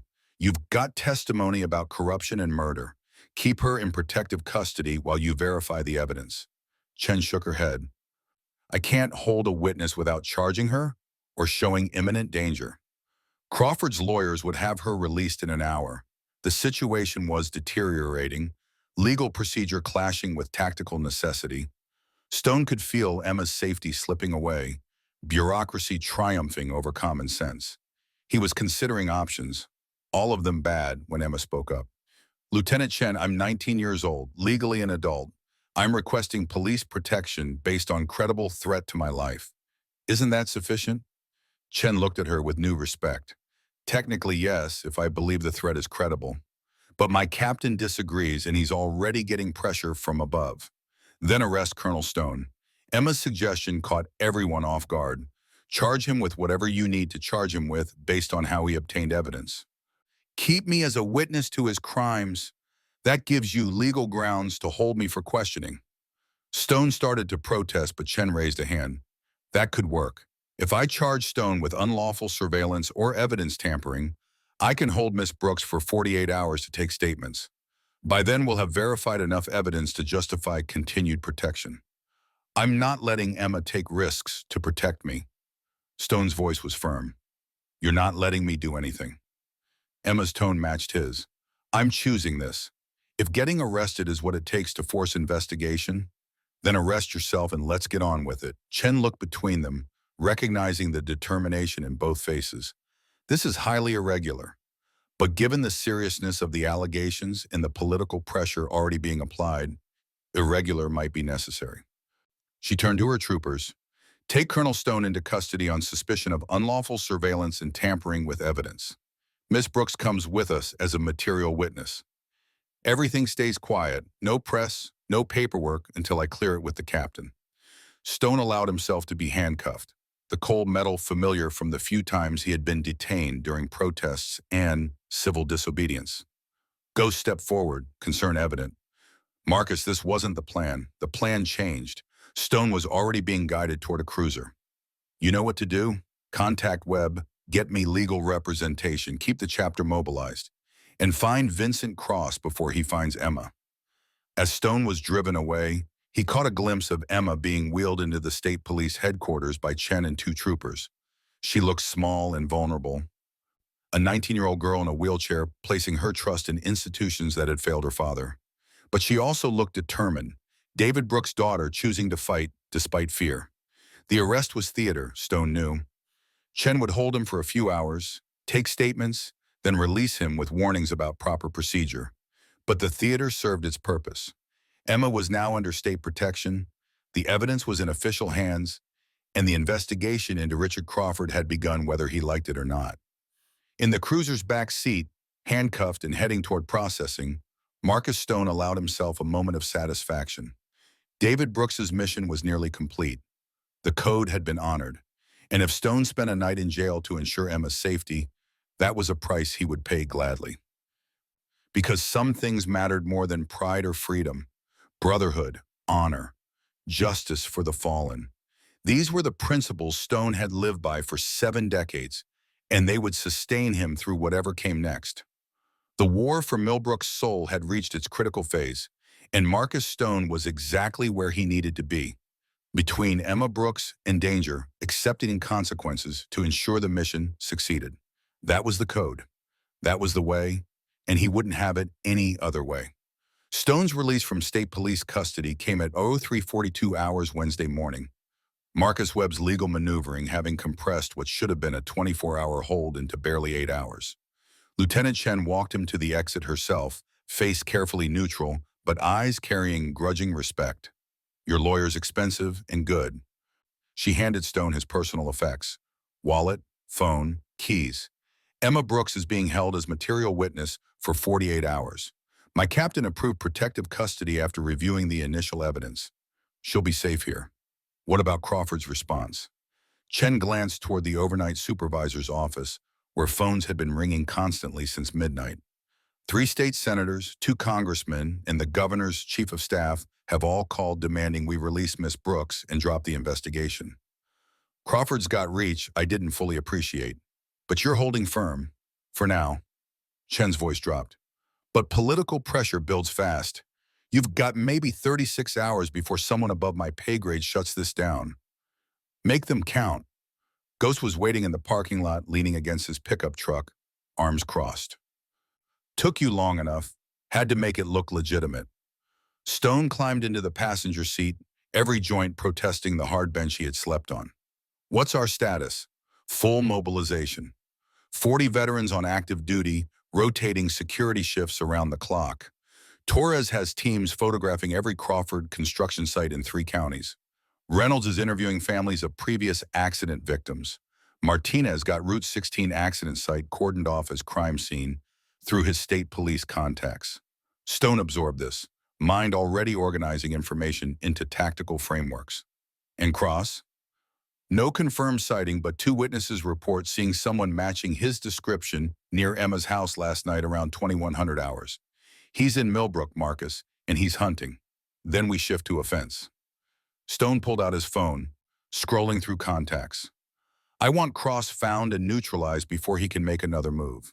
Put word on the street, $10,000 bounty to anyone who provides actionable intelligence on his location. That'll draw attention we don't want. Crawford already knows we're mobilized. Subtlety served its purpose. Now we move fast and aggressive. Stone found the number he wanted, dialing as Ghost navigated Harrisburg's empty streets toward the highway. The call connected on the third ring. This is Stone. I need everything you've got on Vincent Cross. Current vehicle, known associates, safe houses, the whole package. The voice on the other end was female, clipped with professionalism Stone recognized from intelligence officers he had worked with in Vietnam. That's a dangerous ask, Colonel. Cross doesn't appreciate people tracking him. Neither do I. Stone's voice hardened. But I'm tracking him anyway because he's hunting a 19-year-old girl under my protection.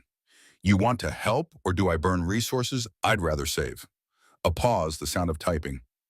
Cross drives a gray 1986 Dodge Ram Pennsylvania plates, registered to a shell corporation he uses. Last confirmed location was a motel outside Allentown 48 hours ago. He's got 3 properties in Pennsylvania that we know about. 2 in Philadelphia, 1 in Lancaster. Send me addresses. Stone rattled off his secure number. And if you get fresh intel, I want immediate notification. This is going to cost you favors, Colonel. The girl's father saved my life in Korea. I'll pay whatever it costs. The call ended and Stone leaned back, closing his eyes for a moment. Fatigue pulled at him. 70 years in combat stress compounding. But there would be time to rest after Crawford was finished. David Brooks had carried him 3 miles through frozen hell. Stone could stay awake another few days to protect David's daughter. Ghost's voice pulled him back. Where to? Clubhouse first. I need to brief the full chapter.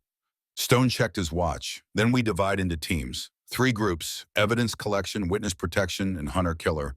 We find Cross, we end this threat permanently. Marcus, we're talking about premeditated. I'm talking about combat operations against a hostile who has demonstrated lethal intent. Stone cut him off. Cross chose this fight when he took Crawford's money. We're just providing the response he earned. The drive back to Millbrook took 90 minutes. Dawn breaking over Pennsylvania hills as they crossed into familiar territory. The town looked peaceful in early morning light, few vehicles on streets, businesses still closed. But Stone saw it differently now, recognizing the rot beneath Millbrook's pleasant facade. How many other Crawford projects lurked unseen, waiting to fail and kill? How many officials had taken bribes? How deep did the corruption run? The clubhouse parking lot held 20 motorcycles despite the early hour. Veterans arriving throughout the night as word spread of Stone's arrest and release. Inside, the conference table was covered with new materials. Photographs, documents, maps marked with locations. Torres looked up from paperwork as Stone entered. We've been busy, he gestured at the evidence. 16 Crawford projects documented with photo evidence of safety violations. 9 families willing to provide testimony about accidents or near misses. And Natalie Pierce has a story ready to publish as soon as you give the word. What's she got? Everything. Torres pulled out a draft article, headlines screaming corruption and fraud. Mayor's construction empire built on lies and death, 15 years of negligence, bribery, and possible murder. She's holding publication until you confirm Emma's safe and the evidence is secured with state police. Tell her to run it. Stone moved to the map wall, studying the pins marking Crawford's projects. We're past the point of quiet investigation. Full media exposure forces Crawford to respond publicly instead of through proxies. Reynolds approached, coffee in hand. We've got another problem. Sheriff Morris served restraining orders on 12 chapter members last night.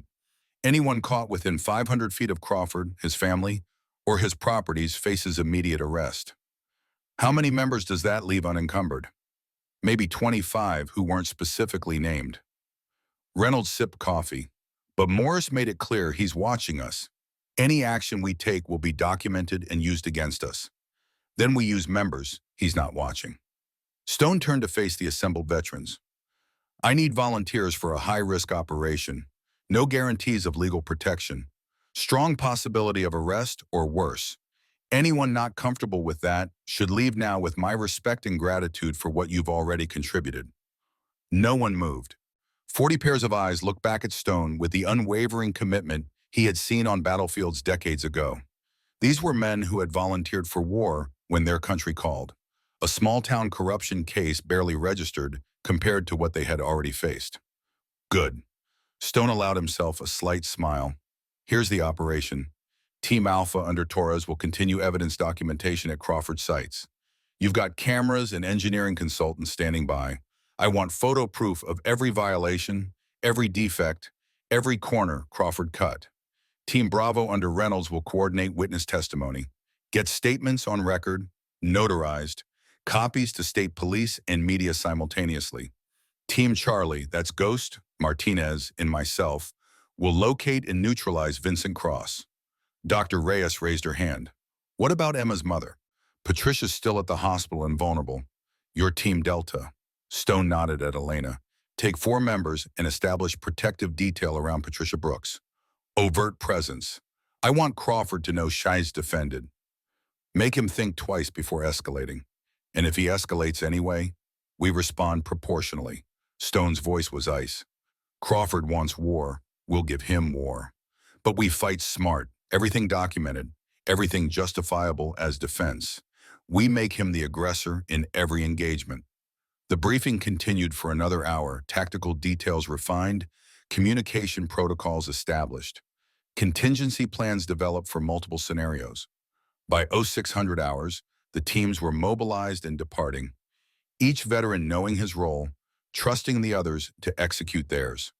Stone, Ghost, and Martinez loaded weapons and surveillance equipment into an unmarked van, preparing for the hunt. Finding Cross required patience and resources, but Stone had both. His network of veteran contacts across Pennsylvania was already activating, eyes watching highways and known criminal haunts where contractors like Cross operated. The first break came at 0847 hours, a call from a retired Army sergeant who owned a gun shop in Lancaster. A man matching Cross's description had purchased ammunition an hour ago, paying cash, asking no questions. The transaction was legal, but the timing and quantity, 500 rounds of 9mm hollow point, suggested preparation for sustained engagement. Lancaster was 40 miles south. Stone made the drive in 35 minutes, Ghost riding beside him, Martinez following in his truck. The gun shop sat in a strip mall, owner waiting outside with the nervous energy of someone who had committed to dangerous action. He bought 2 boxes of 9mm and 1 box of .308 rifle rounds. The shop owner was 65, Vietnam vintage with the tattoos and scars to prove it. Paid cash, didn't say much. But I got his plate number when he left. Stone took the information, already calling it into his network. Within minutes, responses flooded back. Cross's truck had been spotted heading north on Route 222, back toward Millbrook. The hunter was returning to his hunting ground. He's going after Emma. Ghost's assessment matched Stone's. Probably thinks she's still at her house. Or he knows she's in state custody and he's planning extraction. Stone accelerated, weaving through Lancaster traffic. Either way, he's making his move. We need to be in position when he does. Martinez's voice crackled through the radio. Marcus, Torres reports Crawford just called emergency town council meeting for 1400 hours today. Claims he has evidence of criminal conspiracy by the Iron Veterans. Let him talk. Stone took the highway on-ramp, engine roaring. While he's performing for counsel, we'll be ending his enforcement arm. The drive back to Millbrook was tense, each mile bringing them closer to confrontations Stone knew was inevitable. Cross was too professional to walk into obvious traps, which meant he would choose time and location for engagement. Stone's advantage was manpower and local knowledge. Cross's advantage was skill and surprise. The question was, which would prove decisive? At 10:34 hours, Stone's phone buzzed. Torres sending photos from a Crawford construction site. The images showed bridge supports with visible cracks, rebar exposed through crumbling concrete, weight load signs posted at limits the actual structure couldn't support, documentation of criminal negligence so blatant it turned Stone's stomach. How many people cross that bridge daily? He showed the photos to Ghost. Couple hundred at least. It's the main route between Millbrook and the industrial park. Ghost's expression was grim. If that fails during rush hour, it won't. Stone forwarded the photos to Lieutenant Chen with a text. Immediate safety hazard. Crawford Construction Bridge on Route 41. Recommend closure pending inspection. Within minutes, Chen responded. State engineers dispatched. Bridge closed effective immediately. One threat neutralized. But Crawford had built hundreds of projects over 15 years. How many other disasters waited to happen? At 11:47 hours, the brake Stone needed arrived. Cross's truck spotted parked behind an abandoned warehouse on Millbrook's industrial edge. The location was tactically sound. Multiple exits, clear sight lines, isolated from witnesses. Exactly where a professional would stage before an operation. Stone assembled his team 3 blocks away, 12 veterans converging from different directions.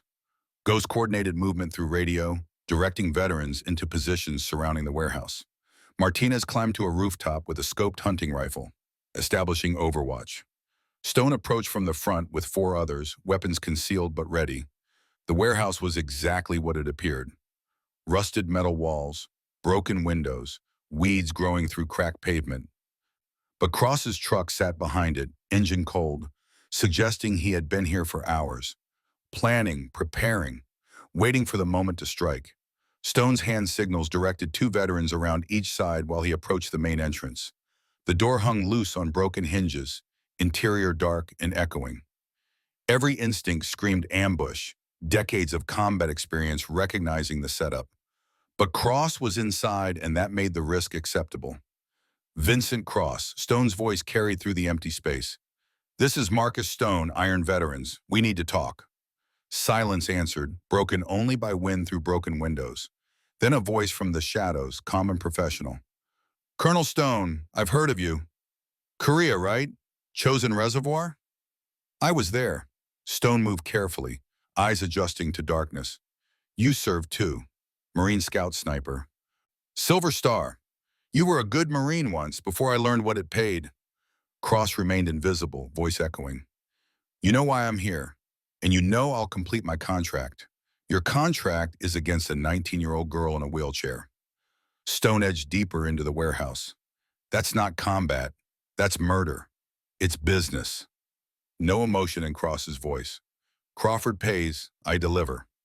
Simple economics. Crawford killed that girl's father 7 years ago. Did you do that job too? A pause, then, maybe. They all run together after a while. Rage flashed through Stone, but discipline held. David Brooks was a Marine. Master Sergeant. He saved lives in 3 wars. You killed a brother. I've killed lots of brothers. Cross's voice shifted location, moving through the warehouse. Most of them deserved it more than Brooks. But that doesn't change the contract. Stone gestured, and his veterans began closing the perimeter, boxing Cross into a smaller area. What would it take to void the contract? More money than you have. And my reputation if I don't deliver. Cross laughed, the sound harsh. Besides, I looked into this. Brooks was building a case that could bring down a dozen officials. He was dangerous to a lot of people, not just Crawford. Killing him was practically a public service. You really believe that? Stone's voice carried genuine surprise. I believe money is the only truth that matters. Everything else is just stories people tell themselves to feel better about the violence they commit. At least I'm honest about it. The conversation was positioning, each man maneuvering while talking. Stone could feel his veterans tightening the net. Ghost coordinating movement through subtle signals.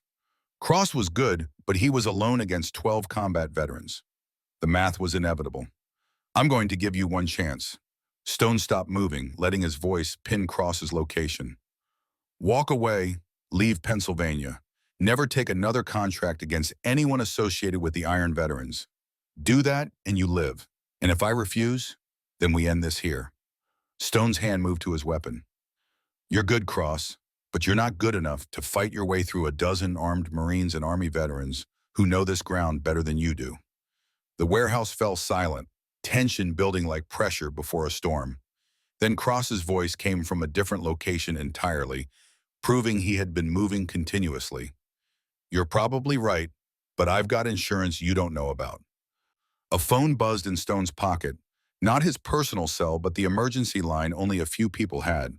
He pulled it out, seeing a text message with a photo attachment. The image showed a young girl, maybe 8 years old, tied to a chair in a basement. Her face was bruised and terrified. The accompanying text read, "Back off or she dies." Stone's blood ran cold. Whose daughter? Cross's voice carried bitter satisfaction. Mine. Crawford grabbed her 3 days ago. Said if I don't finish the Brooks job, I never see Melissa again. So you see, Colonel, your threat means nothing. I'm already in hell. Killing Emma Brooks is the only way out. The revelation transformed everything. Cross wasn't just a hired killer pursuing a contract. He was a father whose child was hostage, forced into action by the same man Stone was hunting. The moral calculus shifted, enemy becoming potential ally if the right leverage could be applied. Where's Crawford holding her? Construction headquarters. Basement office Crawford had built special, reinforced walls, security cameras, panic room access. He's got 4 guards rotating shifts. I've been looking for an opening, but Crawford's paranoid. The place is a fortress. Stone made a decision that would either save both girls or doom them. Lower your weapon. We're going to walk out of here together. You help me get your daughter. I help you void the contract without killing anyone.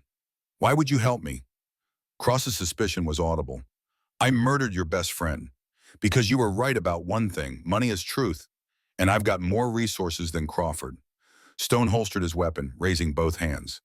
Plus, you complete this contract, and Crawford still kills your daughter to eliminate witnesses.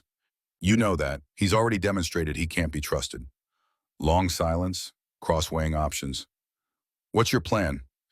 We hit Crawford's headquarters simultaneously with the town council meeting. While he's performing for cameras, we extract Melissa and secure evidence from his private office. You testify against him, provide details on every contract he hired you for. In exchange, you get immunity and your daughter back. I testify I'm a dead man. Every criminal in Pennsylvania will want revenge. You testify, you go into witness protection with a new identity. Stone was improvising now, but the plan held logic. Federal prosecutors will jump at the chance to flip a contract killer with direct knowledge of organized crime. Your daughter gets a new life away from this. You get a chance at redemption. Redemption. Cross laughed again, but this time the bitterness carried something else. Hope. That's not a word I've heard in 20 years. David Brooks believed in redemption. He believed men could change if given reason to. Stone lowered his hand slowly. I'm giving you reason. Help me finish what David started. Save both our daughters. Make one good choice to balance all the bad ones. Movement in the shadows, Cross emerging into dim light, filtering through broken windows. He was exactly what Stone expected.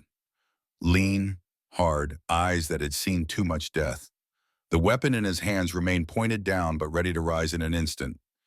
You get me my daughter back. I'll give you Crawford and everyone he ever hired. Cross's voice carried finality. But if this is a trap, if anything happens to Melissa, I'll kill everyone you've ever cared about. That's not a threat. That's a promise, understood? Stone extended his hand. Do we have a deal? Cross stared at the offered hand for a long moment. Decades of violence and mistrust, warring with desperate need to save his daughter. Then he reached out, grip firm, sealing an alliance between men who should have been enemies. Deal. Cross holstered his weapon. Now how do we get into a fortified building in broad daylight without getting killed? Stone smiled, cold and predatory. I've got 40 combat veterans who specialize in exactly that kind of problem. And we've got, he checked his watch, 2 hours and 13 minutes before Crawford's council meeting starts. That's plenty of time. The hunt had shifted. Vincent Cross was no longer the prey. Now he was the hunter turned ally, and together they would bring down Richard Crawford's empire from within. The war for Millbrook's soul had just escalated, and the endgame was approaching faster than anyone anticipated. The raid on Crawford Construction Headquarters began at 13:42 hours, 18 minutes before Richard Crawford would stand before the town council to denounce the Iron Veterans as criminals and conspirators. Stone had divided his force into 3 teams, Ghost leading the extraction unit through the basement to recover Melissa Cross, Reynolds creating a diversion at the front entrance with a fabricated OSHA inspection, and Stone himself penetrating Crawford's private office with Vincent Cross as his guide. The building was exactly what Cross had described, a 3-story concrete structure built like a bunker, security cameras covering every approach, reinforced doors at all entries. Crawford had constructed his headquarters with the paranoia of a man who knew enemies would eventually come. But paranoia couldn't account for betrayal from within. Cross bypassed the main security panel using codes he had memorized from previous visits, his fingers moving with the muscle memory of repetition. The panel beeped acceptance, and the side door clicked on open. Stone and Martinez slipped through, weapons drawn, moving with the silent precision of men who had cleared hostile buildings in wars most Americans had forgotten. The basement stairs descended into fluorescent-lit corridors that smelled of concrete and fear. Ghost's voice crackled through Stone's earpiece. In position, 4 guards visible, rotating patrol every 6 minutes. Melissa's location confirmed in northwest cell. Stone checked his watch. 4 minutes until the next patrol rotation. Go on my mark. He moved deeper into the building, Cross leading them through passages the security cameras didn't cover, exploiting blind spots Crawford didn't know existed because he had trusted Cross completely. Crawford's private office occupied the top floor, accessible only by a single elevator requiring biometric authentication. Cross pressed his thumb to the scanner. Crawford had given him access for emergencies, and the elevator hummed upward. 30 seconds of vulnerability, trapped in a metal box, every instinct screaming trap. But the doors opened onto an empty corridor, plush carpet muffling footsteps, original art on walls bought with blood money. The office door was unlocked. Crawford's arrogance assumed no one would dare penetrate this deep into his fortress. Stone pushed it open, Martinez covering their 6, Cross moving to the wall safe hidden behind a painting of Millbrook's town square. Stone swept the office with tactical efficiency, desk drawers, filing cabinets, computer terminals. Everything was too neat, too organized. This wasn't where Crawford kept his real secrets. Those would be in the safe, the one place he controlled absolutely. Cross spun the combination, another code Crawford had provided during their years of collaboration. The heavy door swung open, revealing stacks of documents, cash bundles, and a small metal box. Cross reached for the box, hands steady despite the magnitude of what he was about to do. Inside were recordings, dozens of microcassettes labeled with dates and initials. Crawford's insurance policy against everyone he had corrupted or employed. DB, Oct 1980, EBBOM, SEPTA 1985, and MIDE June 1982. Each tape represented a crime, a life destroyed, a family shattered. Cross pulled out the one marked DB, handing it to Stone. This is Crawford ordering your friend's death. My voice is on it too, confirming I'd handle it.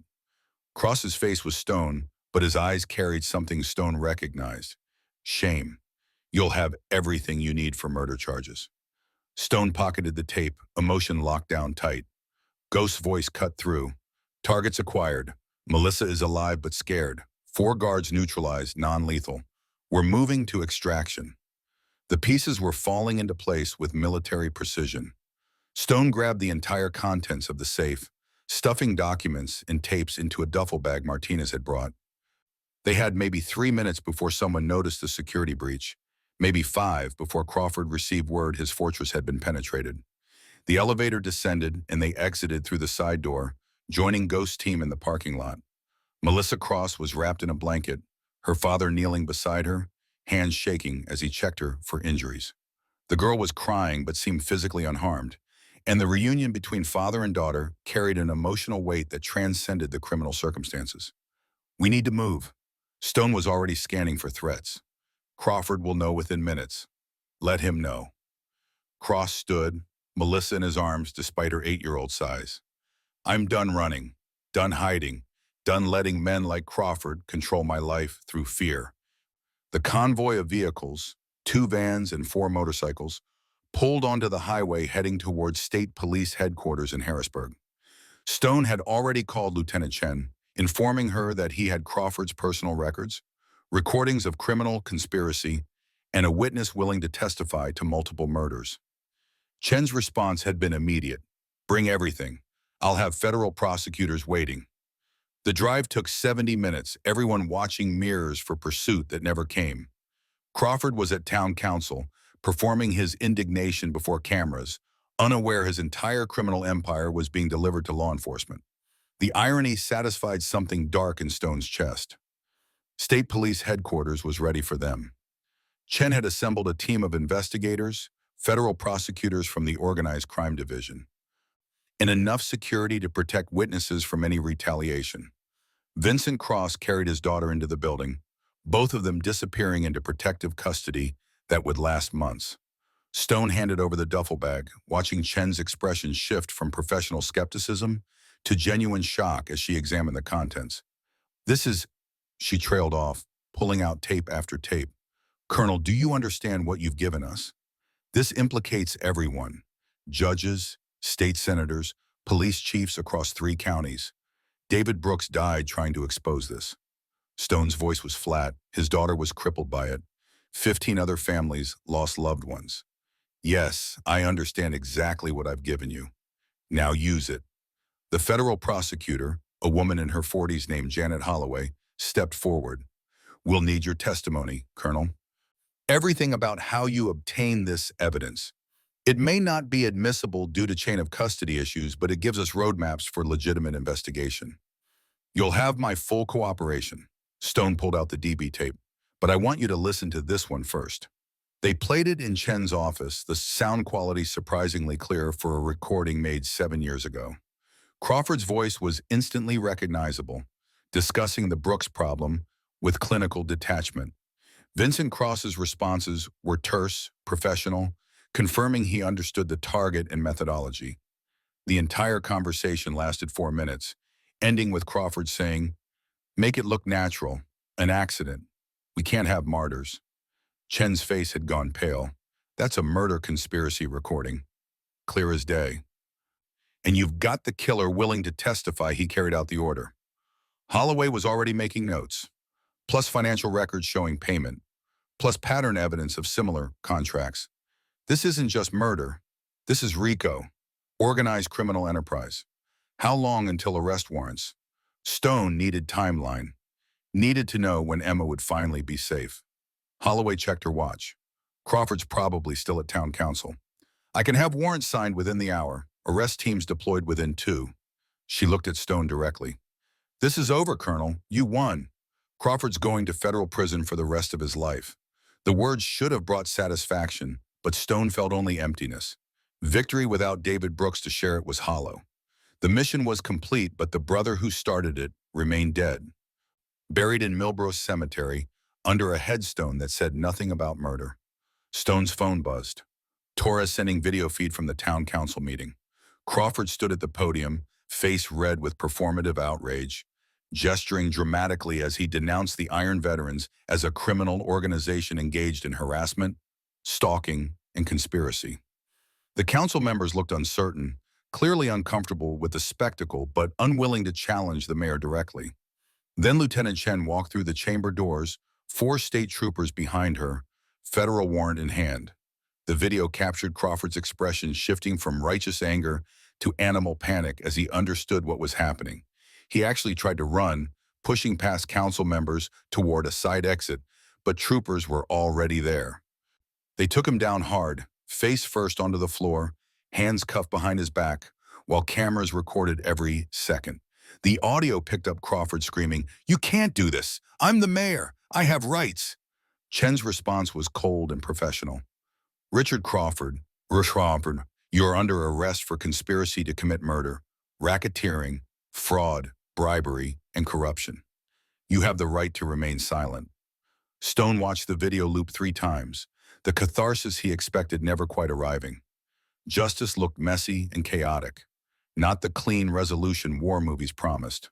But it was real, and it would hold up in court, and that was enough. 6 months later, Stone stood in federal court watching Richard Crawford receive a sentence of 35 years without parole. The trial had been exhaustive, evidence painstakingly presented, witnesses testifying to decades of corruption. Vincent Cross had spent 4 days on the stand detailing 12 contracts he had fulfilled for Crawford, including David Brooks's murder. The jury deliberated 90 minutes before returning guilty verdicts on all counts. Emma Brooks sat in the gallery beside Stone, her wheelchair positioned in the accessible seating area. She had testified for 2 days, describing her accident and her father's investigation with calm precision that devastated Crawford's defense. The lawyer had tried attacking her credibility, suggesting her disability clouded her judgment, but Emma's intelligence and composure destroyed every insinuation. When the judge pronounced sentence, Emma reached over and took Stone's hand. Her grip was strong, artist's fingers calloused from drawing and sculpture, and Stone felt David's presence in the gesture. "We did it." Her voice was barely a whisper. "Dad would be proud. He is proud." Stone squeezed back. "Wherever he is, he's proud." The memorial unveiling happened on Memorial Day, 18 months after Crawford's arrest. Millbrook's town square had been transformed. New bronze statue depicting Master Sergeant David Brooks in dress uniform, hand extended in gesture of assistance, representing his life spent helping others. Surrounding plaques listed the names of 15 people killed or injured by Crawford's negligence, ensuring their stories would never be forgotten. Stone stood at attention as the Marine Honor Guard performed the flag ceremony, triangle of fabric presented to Patricia Brooks with solemn precision. Emma sat beside her mother, both women crying openly, grief and relief mingling after years of seeking answers. The crowd numbered in the hundreds, veterans from across Pennsylvania, families of Crawford's victims, Millbrook residents finally understanding the corruption that had festered in their town. Stone's speech was brief. "David Brooks saved my life in Korea. He spent the next 30 years saving others. As a Marine, as a husband, as a father, as a friend. Richard Crawford killed him because David threatened to expose corruption. But David's mission didn't die with him. His daughter and his brothers finished what he started." This memorial stands as a reminder that one person's courage can change everything. That brotherhood transcends death. That justice may be delayed, but it's never denied if good people refuse to quit. The Iron Veterans fired a 21-gun salute, the sharp cracks echoing across the square. Then they mounted their motorcycles and circled the memorial 3 times, engines revving in tribute, the missing man formation leaving an empty space where David would have ridden. Ghost placed David's original Iron Veterans patch at the statue's base, the leather worn and faded, but the patch intact. Emma wheeled herself to the memorial afterward, placing a hand on the bronze boot, her other hand holding a sketchbook. She had drawn this moment months ago, knowing it would come, capturing her father's face from memory and photographs. The drawing showed David young and strong, the warrior before age and death diminished him. She left the sketch at the statue's base, a daughter's tribute to a father she was still discovering. 2 years after Crawford's conviction, Stone called a chapter meeting to announce his retirement as president. He was 72 now, the years and stress beginning to show in ways he could no longer ignore. Ghost Anderson would take over leadership, bringing fresh energy and tactical skill while maintaining the traditions that define the Iron Veterans. "I've led this chapter for 25 years. Stone's voice carried through the clubhouse one final time as president. "We've buried too many brothers. We've fought battles the public never sees. But we've stayed true to our code. Protect the vulnerable, honor the fallen, finish what brothers started." The Brooks mission proved we still matter. We're not just old men reliving glory. We're guardians standing between predators and prey. Ghost accepted the presidency with characteristic brevity. "Marcus taught us that retirement doesn't mean surrender. It means mission complete. He's earned rest. But knowing him, he'll be back here tomorrow morning checking on things." Laughter filled the room, warm and genuine. Stone smiled, feeling lighter than he had in years. "Actually, I'll be at the Brooks Advocacy Center. Emma's asked me to serve on the board. Seems she thinks old warriors have something to contribute to helping accident victims seek justice." The center had opened a year ago, funded by lawsuit settlements against Crawford Construction. Emma served as executive director, using her experience and her father's story to help families navigate the complicated intersection of tragedy and bureaucracy. Tyler Crawford worked there too, having legally changed his name to Tyler Brooks in honor of the man his father had murdered. The gesture had moved Emma to tears and cemented an unlikely friendship between former enemies. Connor Hayes, Jake Turner in his real identity, provided security consulting, his ranger training ensuring the center's clients remained safe from retaliation. Elena Reyes offered medical consulting, helping families understand injury documentation. The Iron Veterans provided volunteer support, 40 brothers who had found new purpose in continuing David's work. Stone visited the cemetery every week, sitting beside David's grave for quiet conversations no one else heard. The headstone had been replaced with new granite listing David's service record and adding a simple inscription, "Warrior, father, brother, his mission lives on." On a cool October afternoon, 3 years after Crawford's arrest, Stone sat in his usual spot beside the grave when Emma arrived unexpectedly. She navigated the cemetery path with practiced ease, wheelchair handling uneven ground that would have defeated lesser designs. "Didn't expect to see you here, Colonel." She positioned herself beside Stone's portable stool. "Your father and I have standing weekly meetings. He's still not a great conversationalist, but he listens well." Emma smiled, pulling out her sketchbook. "I come every Sunday. Guess I picked the right day this week." They sat in comfortable silence, shared grief creating understanding that required no words. Finally, Emma spoke. "I wanted to tell you something. The center got a major grant, state funding. We're expanding across Pennsylvania, maybe beyond. David would be proud." Stone's hand rested on the headstone.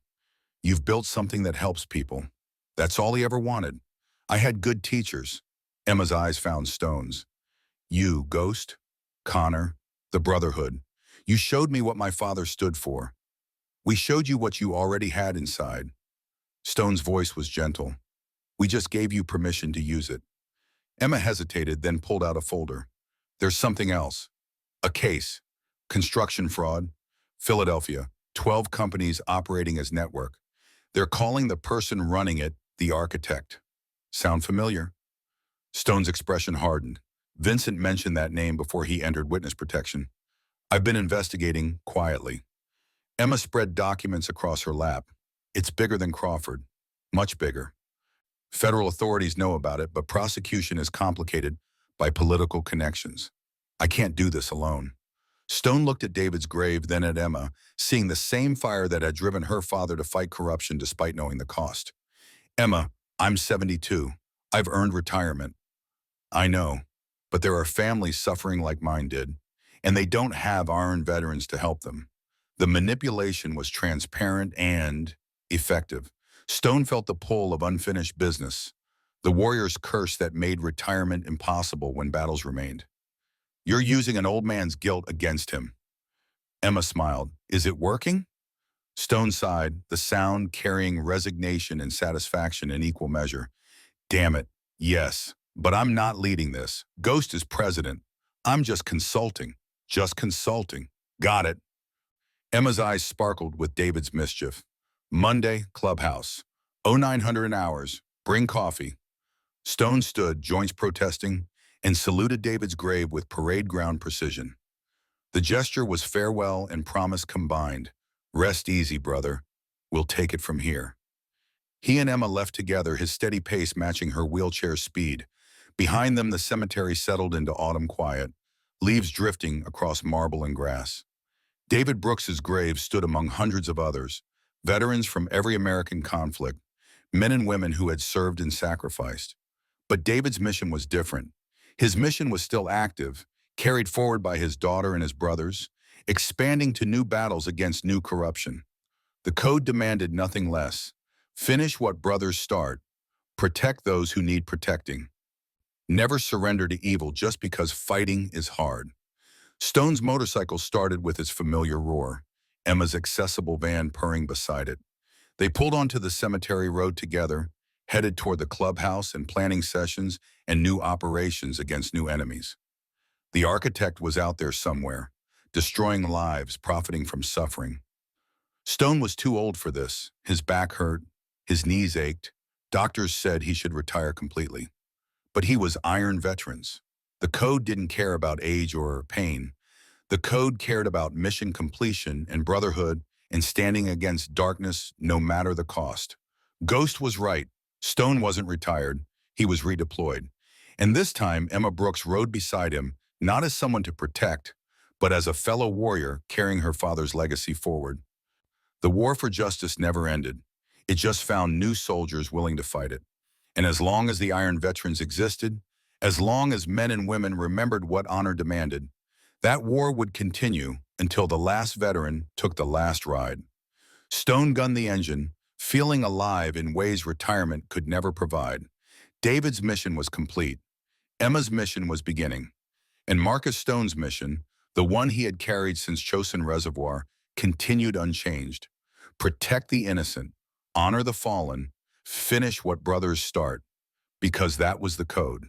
That was the way, and it would never change. The road ahead stretched into autumn afternoon, golden light painting Pennsylvania hills in shades of amber and rust. Stone accelerated, Emma keeping pace. Two generations of warriors united by blood they hadn't shed and bonds they hadn't chosen but honored anyway. Behind them in the cemetery, David Brooks's grave stood silent witness to the legacy that would never die as long as people remembered that courage, once ignited, could burn across generations. The end was just another beginning. The mission was never complete, and the Iron Veterans would ride until the last engine fell silent and the last brother went home. That was the promise. That was the code. That was enough.